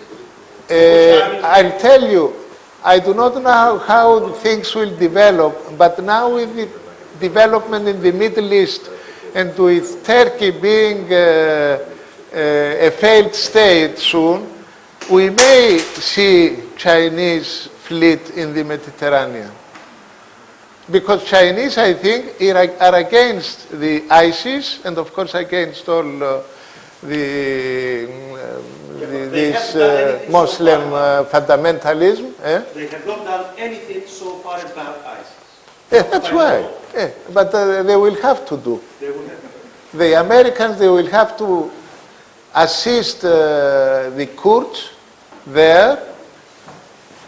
And of course, eventually, Iran is going to become prominent in the Middle East at the expense of Turkey.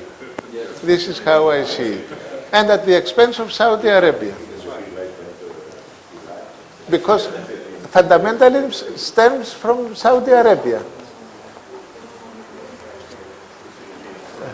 Anything else? Oh, yes. More questions? I would like a statement. A short statement, just to say that as commander of the Hellenic Fleet, Yes. I had the honor to have 2 Chinese ships in Piraeus some years ago, and the reaction from the Americans was very hot, and I had them all over my back. I know, and I agree with you. Before, during, and everything. after. So I want to say this because I believe that China is moving in the best possible way. Militarization will not do any good to China's interests. But excuse me, what I am saying is that now that America is leaving the Middle East, yes, then the void has to be filled by something. Yes. And I think Europe also will become more friendly, let's say, to Russia and to China and to Iran, of course. Because it's the only way. We cannot have Ukrainian... Yes, I fully agree, but only in the context of an even undercover agreement between the great powers. I agree with Not you. I agree with in the you, context of... this is, let's say, this is the reasonable thing to do. How long has it been since last time the Sixth Fleet was in? How long has it been since the last time I don't know. the Sixth Fleet was in the Mediterranean? I don't know. Many years. Many years. Many They years. went now to the Far East. Because Yes. it's not their main now point Yes, here. yes, They're not yes. interested. They're withdrawing from here. They're interested about the other part, the Pacific. Yes, The yes, Pacific yes. Lake, not the Atlantic Lake. Yes, yes, they don't care now. Yes. Any more questions?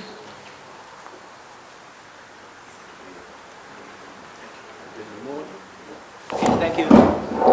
Thank you very Vasily, much. Thank you very much. no more of your intelligent questions. Thank you. Next, let me invite my student. This is my BCI student. He's studying Chinese in my Confucius Institute. And the organizer of this conference, Joanna, Yes. to give a speech. Let me give a... Okay, let me take a few minutes to make an introduction to Joanna. It doesn't matter. I think I know most of the people. You have an introduction. I have You're some. very well I organized. have some. Yes. Joanna got her PhD in economic history from London School of Economics in 1993, and a BA bachelor's degree from Harvard University in 1974. Her major research areas are history of economic development and institutions, comparative history of entrepreneurship, of business organization, financial history, history of Greek entrepreneurship and the corporate sector, entrepreneurial history discussion. She was also a member of the board of directors of the State School of Dance in 2013, and a member of the board of directors of the Greek Center of Economic Research from 2009 to 2013. Here in this university, she teaches undergraduate courses like economic history, Greek economic history, entrepreneurship, law and economics, structure and problems of the Greek economy, and for graduate. This course name is Financial Crisis, Lessons of History. Thank you. Right? Okay. Okay. Okay, that's welcome. Well, it's a pleasure to be here. And we'll try to be brief because everybody's tired. And I would like starting to just make one comment and go back to Massimo De Andres. As a historian, I always begin my classes stating how the Mediterranean was at the center of the global economy in antiquity. And then the story of Greece is a story of decline, moving away from the West, going back to the West. And now I think that this whole story of a Chinese Mediterranean development is a great opportunity for the south of Europe. And I'm very excited to be studying this and to be sharing our thoughts here. I will be presenting the first part of the paper and the conclusion. This is how we've organized it. It's a joint venture with Ioannis. And I'd like to look at the long duration.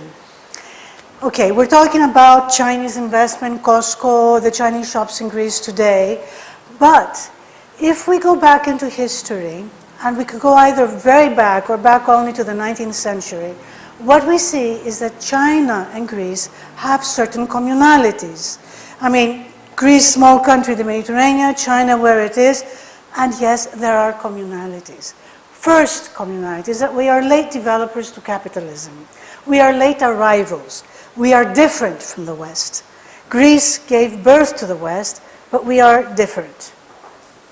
And what is another common point?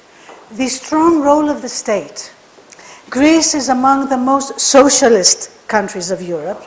The state has been very large in size. Since independence, it has played a very grand role. And the Greek middle class, the bourgeoisie, was born by the state. I mean, the state created the middle class together with the diaspora. In China, of course, we still have a strong state. We have a very complicated economic system. The Economist describes China as state capitalism. Many Chinese scholars talk about socialism. It's a situation of, it's a mosaic. Various segments, different, but in synchronicity. Spheres of politics and economics are interlinked. This is not like in the West. As we know from the Weberian analysis, in pre-industrial societies, it is the social sphere, the political sphere, that determines economic relations. With the rise of the Industrial Revolution and capitalism, the social sphere and the religious sphere have become separate, And it's the economic sphere, the market economy, which poses the rules. And underneath that, we have the subordination of social sphere and politics. Now, in China, in Greece, politics and economics are interlinked. So here's another commonality. Fourth, different type of capitalism vis-à-vis the West. What's the big difference? Greece is a network-based economy, and so is China. And this is different to the firm-based economies. Not that firms are not important, but firms are subordinated to networks. And what we have in both countries traditionally is business expansion through the multiplication of small informal ventures, the creation of business groups. And we have networks of trust and reciprocity.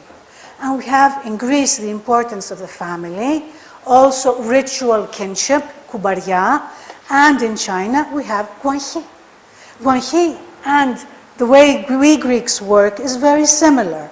So here is a communality which does not come out if you just look at what's happening today.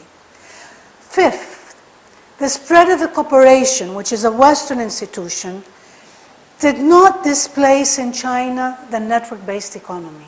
It infiltrated, the network-based economy infiltrated the corporation. It infiltrated the modern communist state, socialist state. The same thing in Greece. And I was reading the other day about how the joint stock company sector grew in China and how small it was and how similar it is to the Greek case, because the joint stock company in China became Chinized and Greece Hellenized. It adopted the features of the local culture. So here again we have a communality. Sixth, global dimension. Greeks are a diaspora nation, and so are the Chinese. And diasporas work in certain ways, which are very much dependent on trust, reciprocity, and they use flexibility as a fourth factor of production. So, in the end, there's a lot to the Greek-Chinese story. Look at how huge the Chinese diaspora is, and look at the Greek diaspora today, and of course, shipping. Now, we will bring you to today, this section of the paper, and at the end, we'll tie the two approaches together. And I give the floor to you on this. Thank you very much. Thank you for coming here. During our research, we have tried to find all the Chinese and Hellenic organizations that are in Greece. We can see that we have seen that all the organizations based on Athens, but also some of them have branches on Beijing and in Shanghai. If we see the organizations, we can see that all of the organizations have based on Athens. You can see the red bullet, but also some of them based also in Beijing and also Shanghai. The red one is are the organizations that have created after 2008. We can see all the organizations here. Look, all the organizations are in the future. We think that we have to create also organizations in Shenzhen, Guangzhou. They are basic cities, so in the future there is a challenge for Greece. And now let's look at the sectors. Especially we can see business, but also a combination of culture and one other sector. It's really crucial to understand. And let's do more comments. We can see that approximately the 58% has only Greeks in the board of directors. That means that these organizations are in an early stage. So in the future, we believe that we should attract more Chinese to be the board of directors or in the board of advisors in order to have a better know-how of China. Also, there is only one organization that has more Chinese than Greeks in the board of directors. That has a meaning. And also, as I have mentioned, there are 72% founded after 2008, when Costco came to Greece. I think that there is a connection with Costco and this organization, but we don't have data to prove this. And then we did surveys. We asked people who are familiar with entrepreneurship, so we are here also, but have no connection with China. And now let's look at the results. These people aged 18 to 30, we asked some organizations like Mindspace, which is an entrepreneurship club, and we took a people of 50 persons in order to have a sample of some data. The 85% has a positive view about entrepreneurship, and now we asked them about their view of the Chinese investments in Greece, and look at the percents. I think that all of them, the majority of them have a positive view about China. If we have done the same survey 5 years before, I don't believe that the results will be the same. And also they ask them the reasons for which they would like to go to China. Many people want to go to China because there are many business opportunities in China. But, and also I think that the unemployment in Greece is one other reason why they would like to go to China. Now the education. Look, there's a small percent. The linguistic barrier, the Chinese language is very difficult to learn. So many people do not want to go to China because they are afraid of this. But we ask them also if there's a combination between business and education. And maybe this, China should try to attract more foreigners by giving them business and education. And then we did another survey.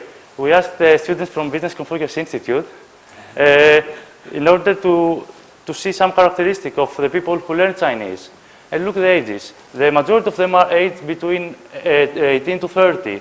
But we have to see this percent, the 16% are people under 18. That means that they learn Chinese as a second language. It's really important to understand that this percent is the future of Chinese professionals. So we want to create a new next generation of China experts. So we have to increase this percent. And also the duration of studies. The majority of them learn Chinese from 0 to 3 years. That means that they have a basic knowledge of Chinese, but they are not the fluent speakers. So they can't use Chinese as a business tool. And also some challenges, as I have mentioned, to attract more students under 18, and also to create mechanisms in order for people to continue their studies. Many people stop their Chinese learning in the 3rd year or the 2nd year when they understand that Chinese is really difficult and they look at the Chinese characters. So I think that China should offer, or the countries who want to have a cooperation with China should offer more scholarships in students to go to China. And let's continue the survey. 50% of them have gone to China. I think that the overwhelming majority of the people who have said yes have used a scholarship to go there because it's expensive to go to China for education. And look at these percents. Approximately 100% wants to go to China in the future. All the students who learn Chinese in this period want to go to China to have a future in China. And now let's talk about the Chinese investments in Greece. First, we have few but very large in size investments in Greece, like Huawei, which is the mobile company, Costco, and also ZTE, which is also a mobile company. But also there's a multitude of small Chinese shops, which sells low-end products. But this is not only a Greek phenomenon, it's also a European one. I don't think that I have to mention many things about this because Mr. Antonino also did an excellent presentation. But the only thing that I want to mention is not only that One Belt, One Road is not only an economic initiative, but also a major geopolitical one. If you see the map, you can see why China wants to create this One Belt, One Road. I think that we have mentioned about this. And some risk, finance, it's a huge project. China needs a big amount of money in order to support this project.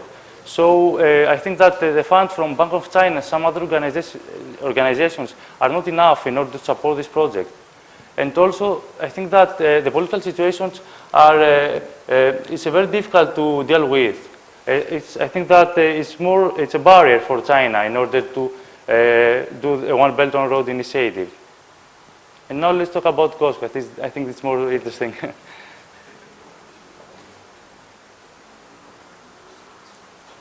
At 2008, Costco came to Greece when it bought JT2 and 3, the terminals, if you don't know.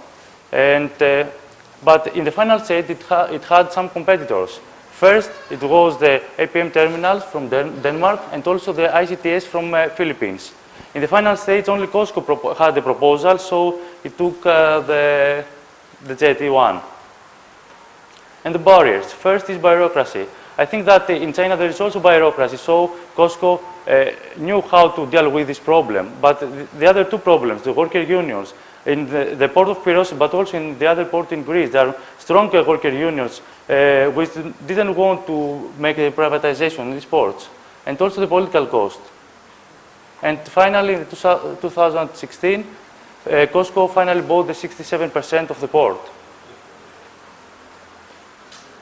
And now let's talk about the organization, the Piraeus port and COSCO agreement.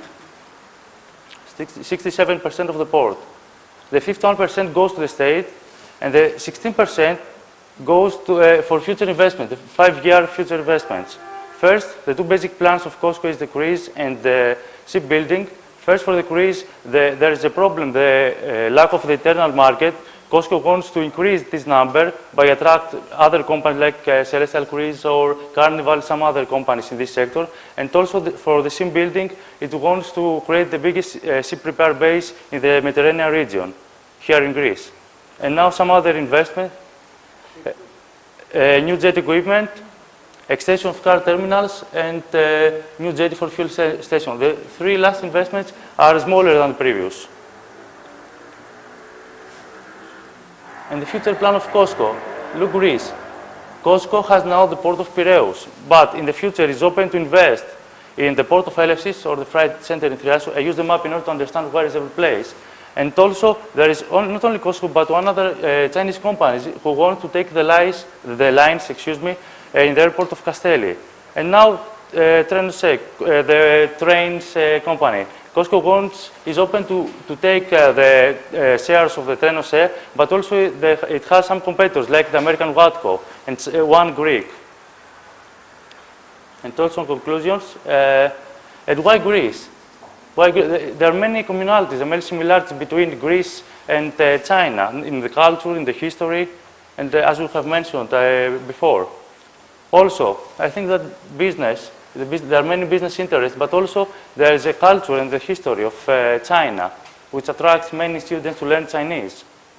And also, I think that we think that we need more case studies in order to understand the process of the Chinese FDI in Greece.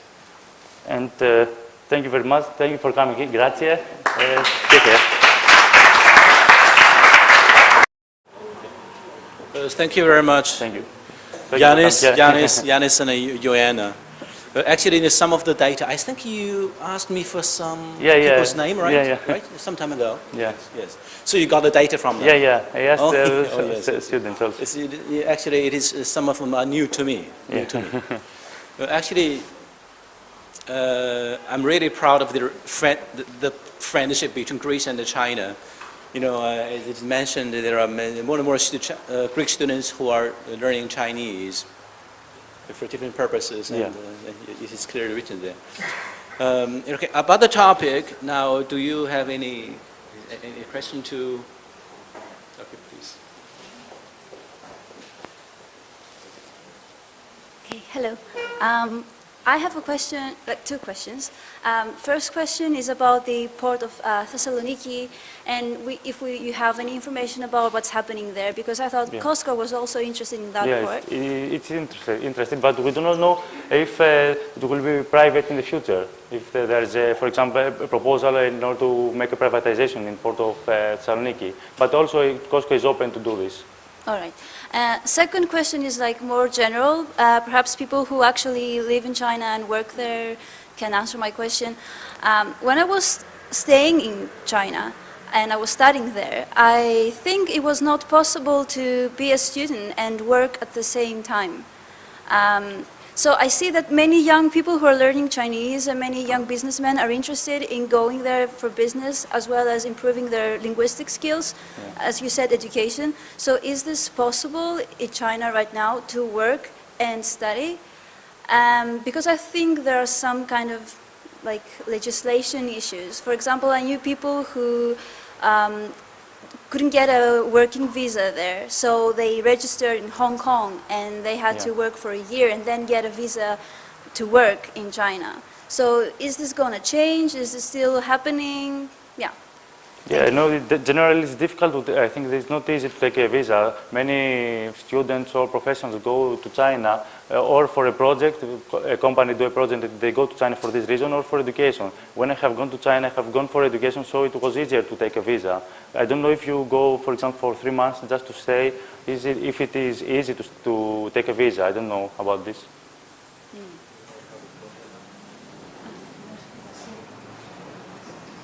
Just a quick point of that, living in Beijing. So China is trying to move from the from the population dividend to the human capital dividend.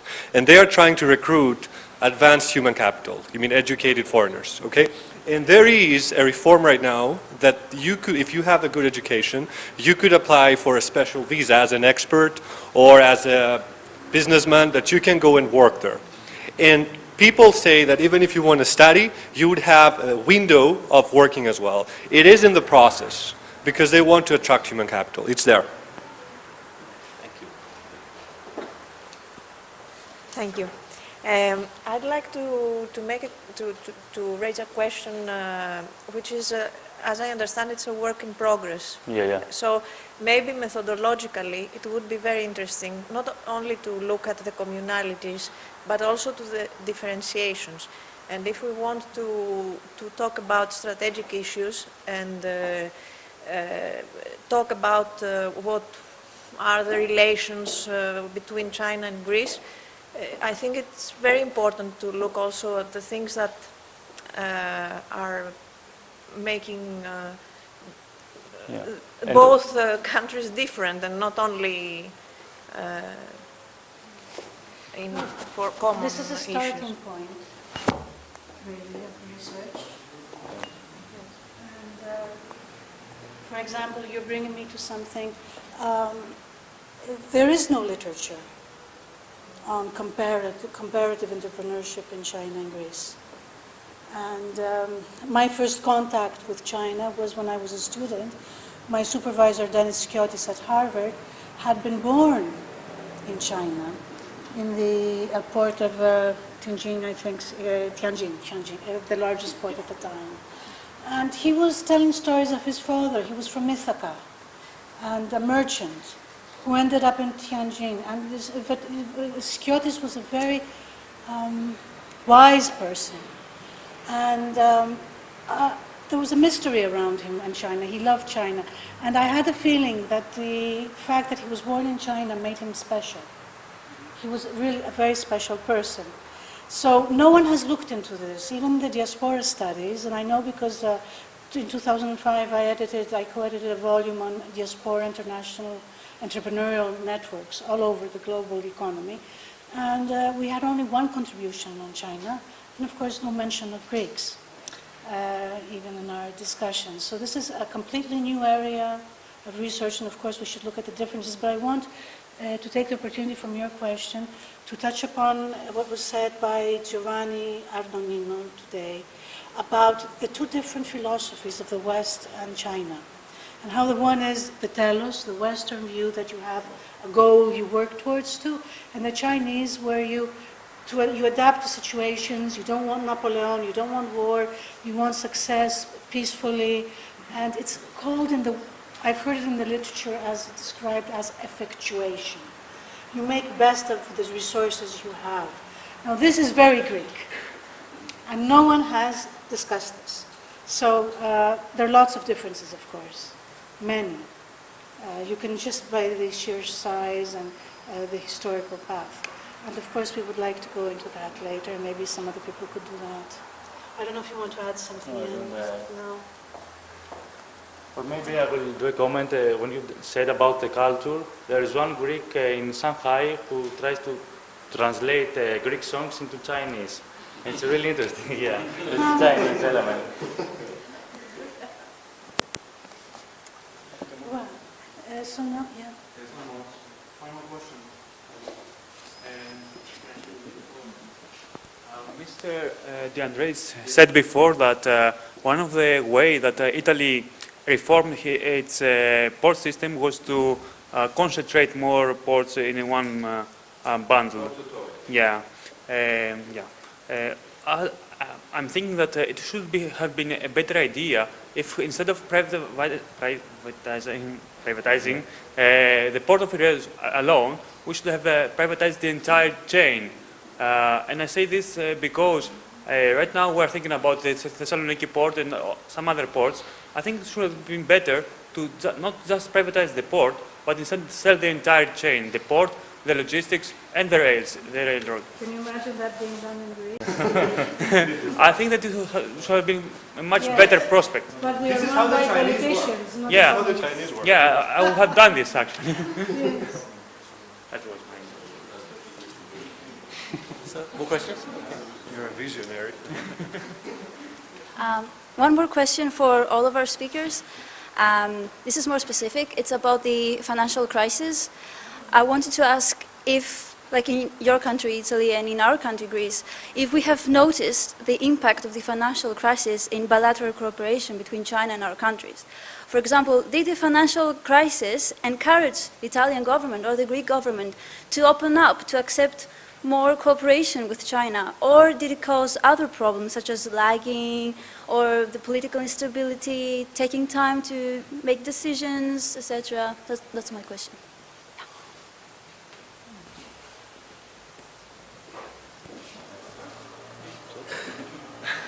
Thank you. I think that the financial crisis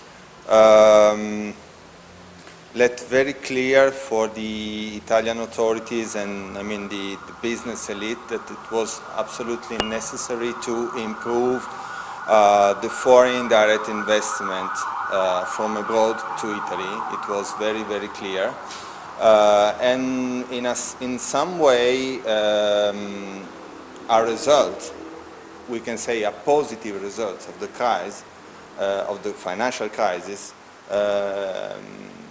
is that we have, and this is very, very new figures. Last week we had the new figures on the new foreign direct investment in Italy, and finally they are improving.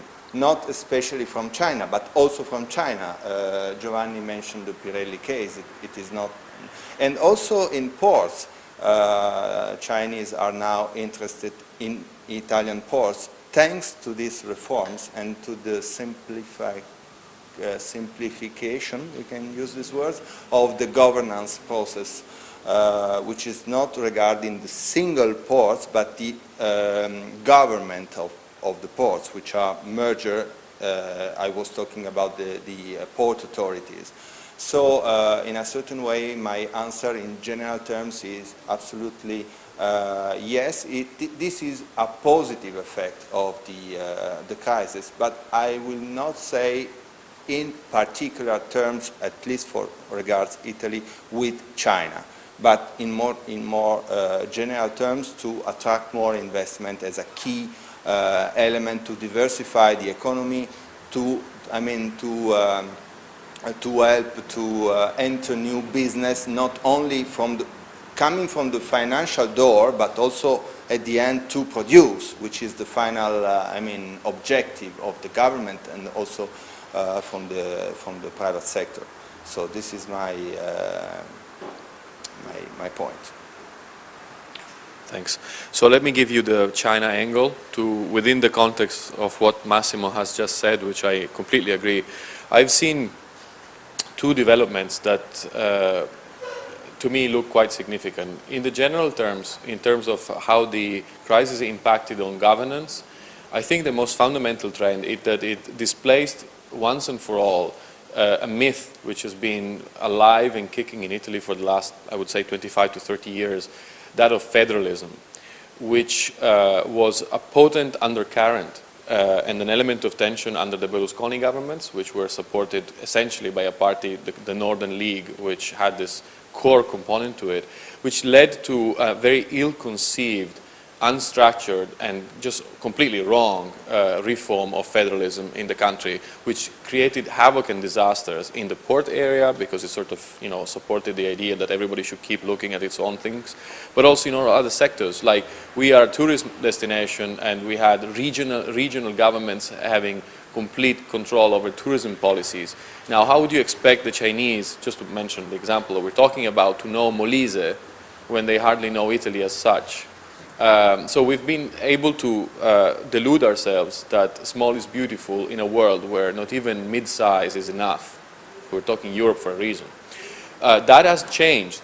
The current government is much more forceful, has gone a long way in a process of reform which is going to end about 5-6 months from now, and that will centralize competences in a number of fields, including tourism and others. And what I'm trying to say is that this government has, in this operation, which takes away from the localities back to Rome, support, generally speaking, by the population. People are fed up with... and by the region themselves, because also the regional government, there's many cases of regional president of some regions in Italy that ask to abolish the region, so they themselves, they understood that it's not, and the government, and the Renzi government, the first reform was to abolish the provinces, which are the departments, so the lower level of the regions, which are yet abolished. So it starts a sort of process of re-centralization. Also because, let me tell you one point, Italy made a very big mistake in the process of federalism, because it comes in a time when, at the same time, according to the Maastricht Treaty and the process of unification of Europe, we were 15 years ago, the central government was devolving powers to the European Union level, so higher level, and devolving to the local, regional level, so without any more power. So it was a nonsense, because in a moment where, at least at that moment, not more yet, unfortunately, but at that moment there was the idea that the euro was the first step toward a sort of United States of Europe, the state became the region level. So it was a nonsense, a sort of regionalization of the country, because the country must be the region of the European Union. So we need, at least at the level of country like Italy, to be more unified, also in order to what we said previously, to be more effective in Brussels, in order to, to represent the Mediterranean interest. Otherwise, there's no option to be more effective in Brussels if you are not playing a role as a state, which is a region in the European Union. So we are now moving back, and we hope to regain the time we lost. And as for China, I think the financial crisis, like Massimo was saying, forced the government, the several governments that we had in that time span, to look beyond the traditional set of partners and allies that we have so far relied upon. And China would be one of them. And I was impressed by the fact that we came from virtually zero level of Chinese investment in Italy up until the early 2000s. So hardly anything, just small indications. And now I think the total aggregate stock of OFDI coming from China exceeds 12 billion euros, which is is an impressive amount. People are getting scared, and now this is something that I was talking about just a second ago. You have a country with its own traditional set of partnerships. You have a crisis. Crisis is something that puts people under stress. And within this context, you have an actor, China, that comes in. And people have, as I said, a negative perception of this actor. So there are several elements that play to people's distress and anxiety. So let me give you this personal experience.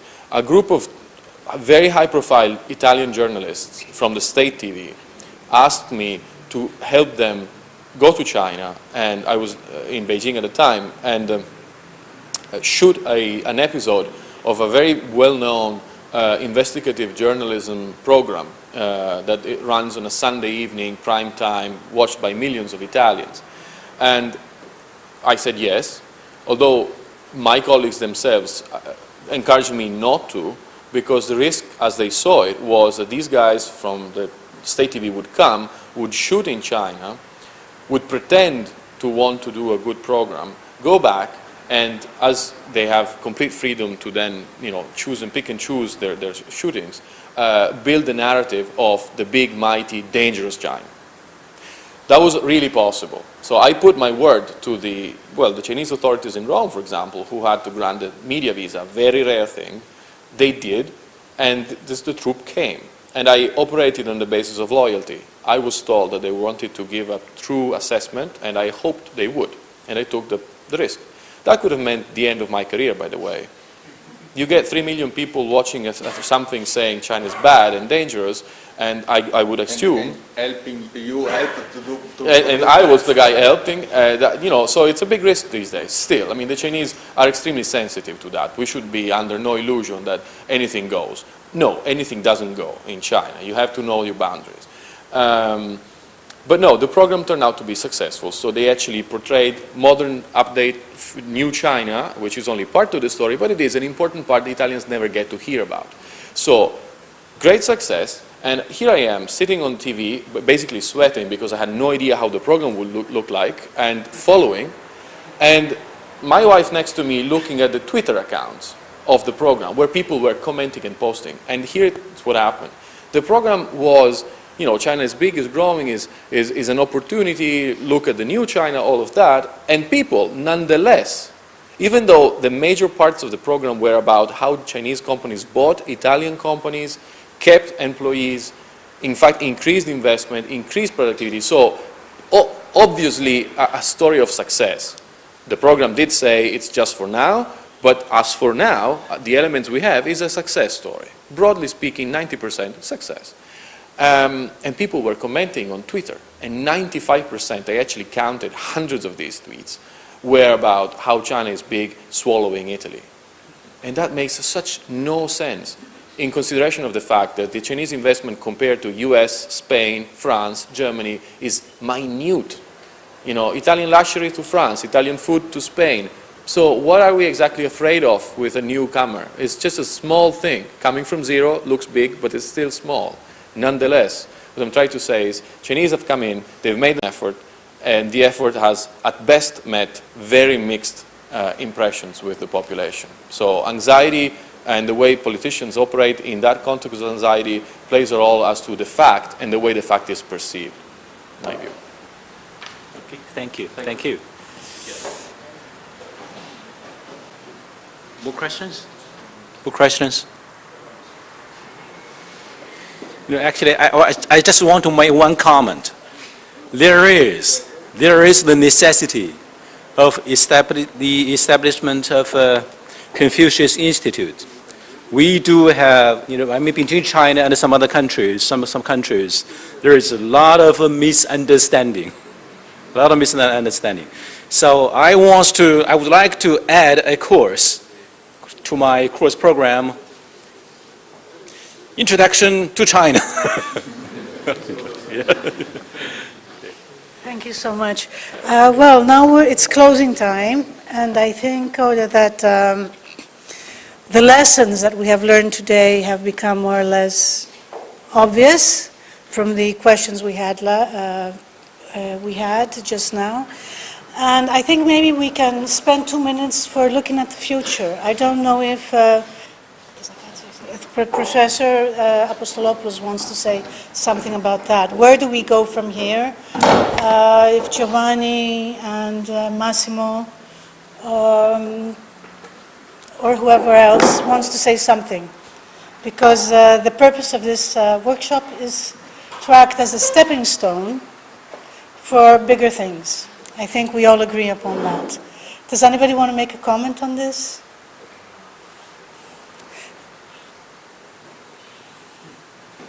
I'll throw my 2 cents. Oh, but I think they can hear. Right. So this is it. Oh, sure. I'm sorry. So I'll tell you what we have, right? And then whether it can be a source of inspiration or anything. I have no plan. I only have experience. The summer school purpose was really to get people who are finishing their university studies and maybe looking for PhDs or looking for programs to know the vast variety of themes that can be studied. Why am I mentioning this? And then I mention the second one and tell you why I mentioned this. The second one is this program, moving now to Beijing, the China Med Business Program. This is a projection of will. There's nothing concrete that I can say to explain why I deliberately chose this name, China Med. At the moment, it's Chinese and Italians, and it's presumptuous to think the Italians, is the Med. But I hoped that others will join. And what I'm thinking of doing, what I propose, if AWEB is interested, is that this program is offered. It takes place in Beijing. This is the 2015 edition. The dates don't correspond, but it gives you a sense, right? The new edition takes place from July 14 to the end of August this year, and we opened the program and the website on April 4.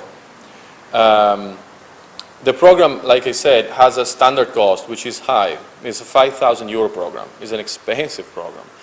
Because I'm afraid, if you want professors who go to China and teach at the highest possible level, that's so expensive. I'm from the social sciences, we get paid miserably.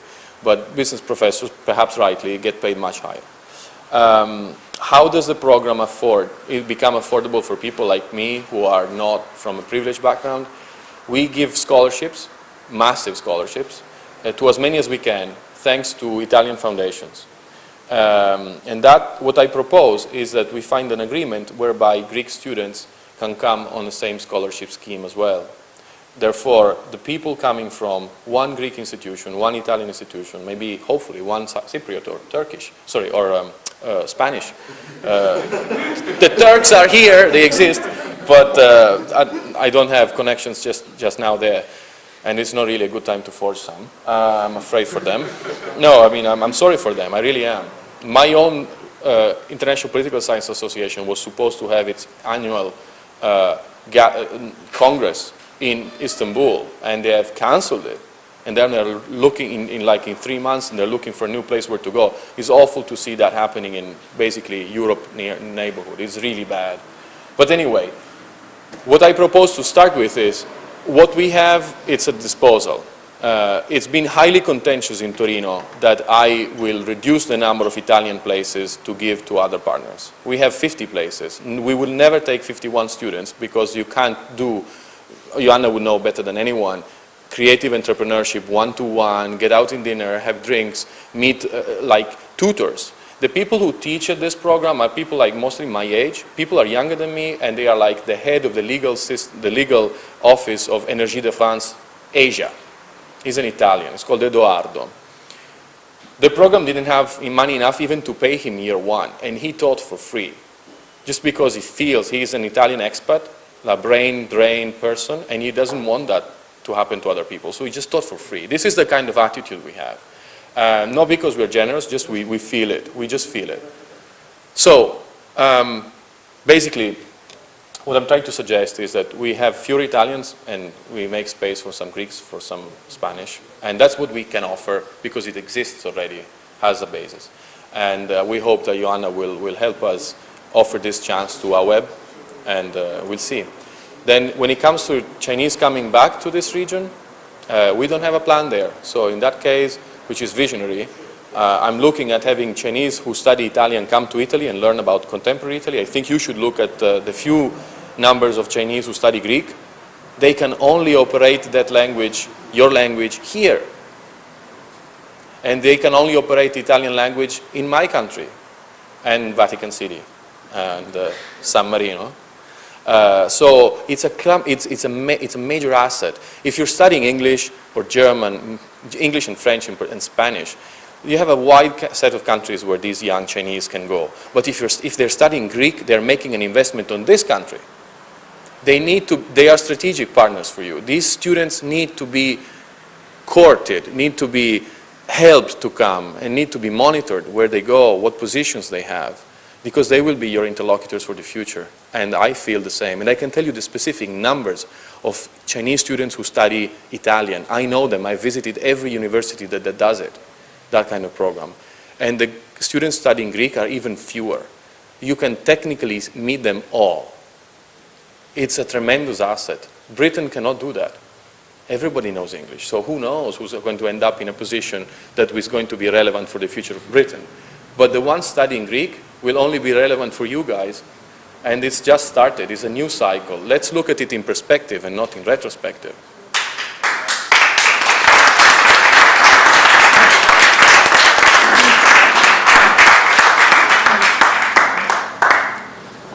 Well, thank you very much all. And I would like to say that we have a lot of work to do together. There are opportunities, challenges, and my colleagues, more suitable than me, will cooperate with you, and I will help you whatever I can in order to succeed further and establish new steps towards our collaboration. Thank you very much.